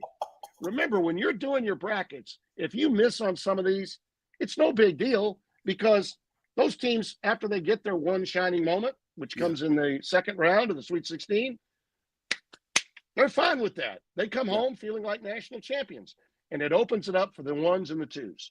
Yep. So I've got 3 1s, Auburn, Duke, Houston, and I've got St. John's as a 2 because I think they match up perfectly with Florida. Florida, as great as they've been, they're a young team with a young coach. You know, Bruce Pearl has been there. Golden has not. And it's different. And each stage, it gets bigger and bigger. And I think the coaches that have been around, that's why Izzo gets there so often, because he knows the lay of the land. Yep. Okay, so I've got Houston and Auburn in the national championship game, and Auburn cutting down the nets. Woo!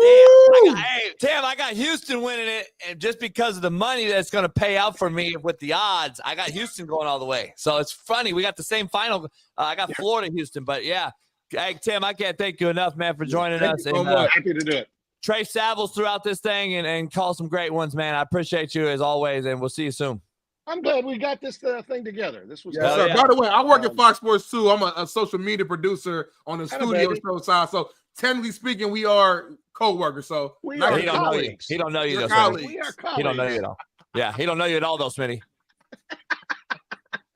Hey, when I'm back at Rancho Palos Verdes for that football seminar in August, I will not big time you, Smitty. I'm telling you, I will not. Some of these guys, you know, with a George Jetson snap on here, they big time. I don't big time people. Okay, so we'll be good. That's why we get the realest guest on, Tim. We get the realest guest, man. Appreciate you, brother. I appreciate you soon. We'll see you soon. My pleasure, fellas. Take care. All right, thanks, Tim. Legend, Tim Brando, man. That's probably my favorite guest I haven't had in a long time, man. He broke it down, the storytelling with him and Al. The bracket, though.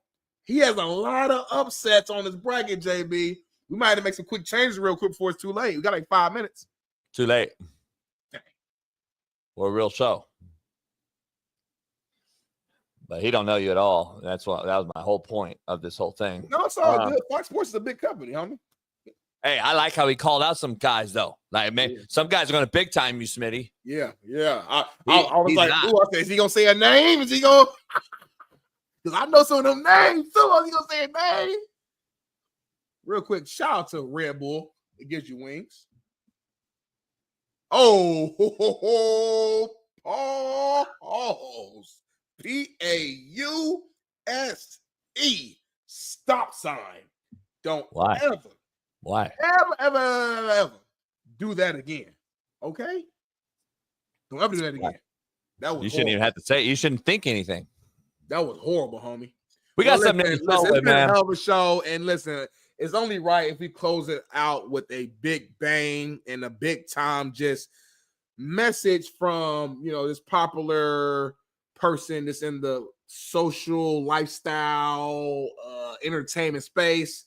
So we have a powerful thought here, and then I want to hear your response to it, JB, and we'll close out the show this way. So, Bailey, bring it in. My guilty pleasure is sucking dick. What? What? Play it again. My guilty pleasure is sucking dick. I didn't know that's what she said, homie. Play it again. Huh? My guilty pleasure is sucking dick. Play it 2 more times, baby. I'm sorry. My guilty pleasure is sucking dick. And then one more, and then we done. I promise we done after this one more, and we done. My guilty pleasure is sucking dick. JB, thoughts?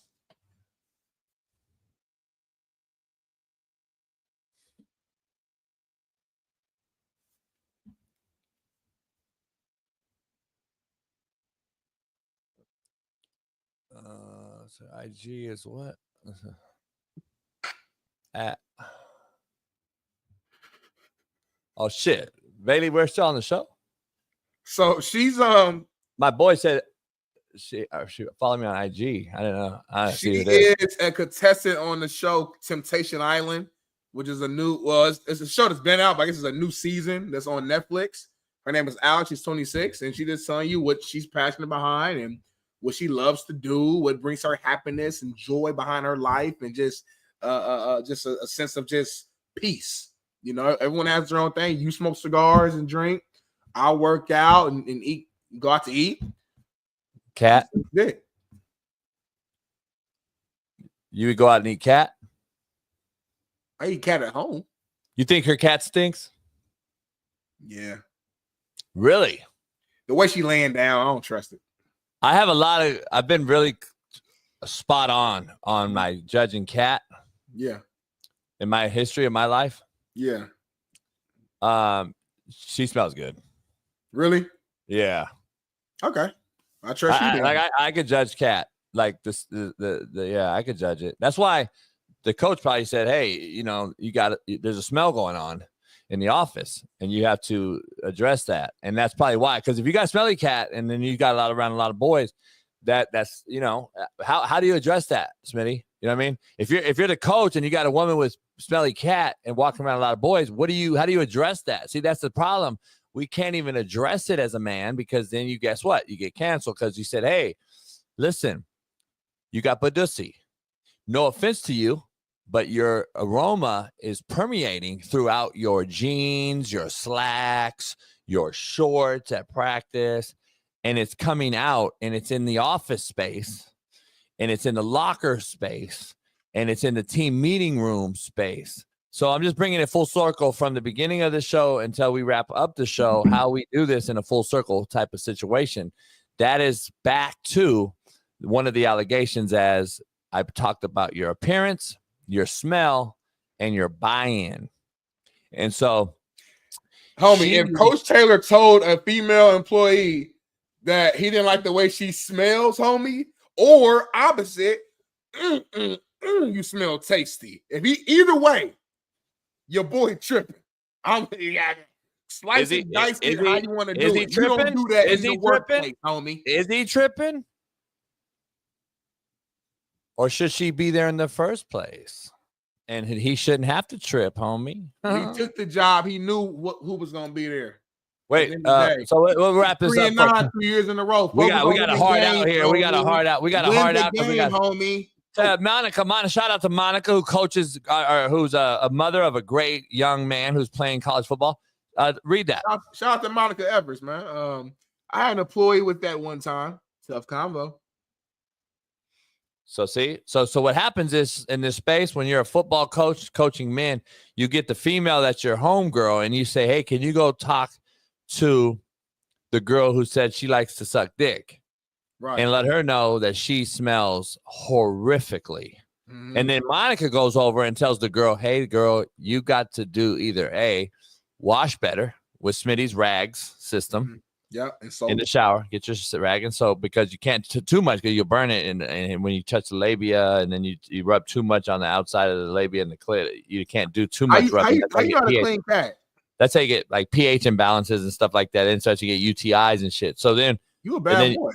Yeah. And then so you got to be careful with the rag and the soap deal around the vagina that's open, internal, because that's an internal thing. Then you got to talk about, okay, now what do we do? Are we in the douche era? Are we in the, clean the cat era from, laying down with the faucet running on you?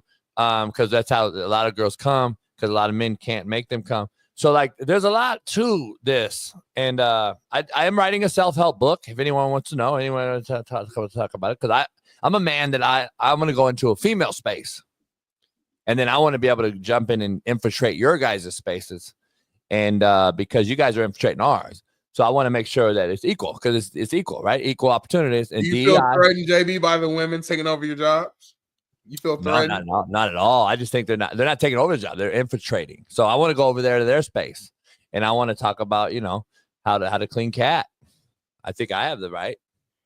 So you feel threatened by the front office employees and the No, not at all. Not at all. But I'm a good judge of cats, Smitty. I think that girl that likes to suck dick is very good. Hygiene. She has good hygiene. You think Belichick's girl got good hygiene? The 24-year-old? Yeah, Belichick don't play around. He's so disciplined. Like Belichick makes his bed right when he wakes up, brushes his teeth on the exact same time. The problem is, Smitty, it's the process though. That first smell of the cat is the. You know what I'm saying? Because if it's a bad situation, do you get a redo? Like, I think you had a bad day. You had a bad. I know the difference between a bad cat and then just a kind of off cat, meaning that you've been working out or something happened.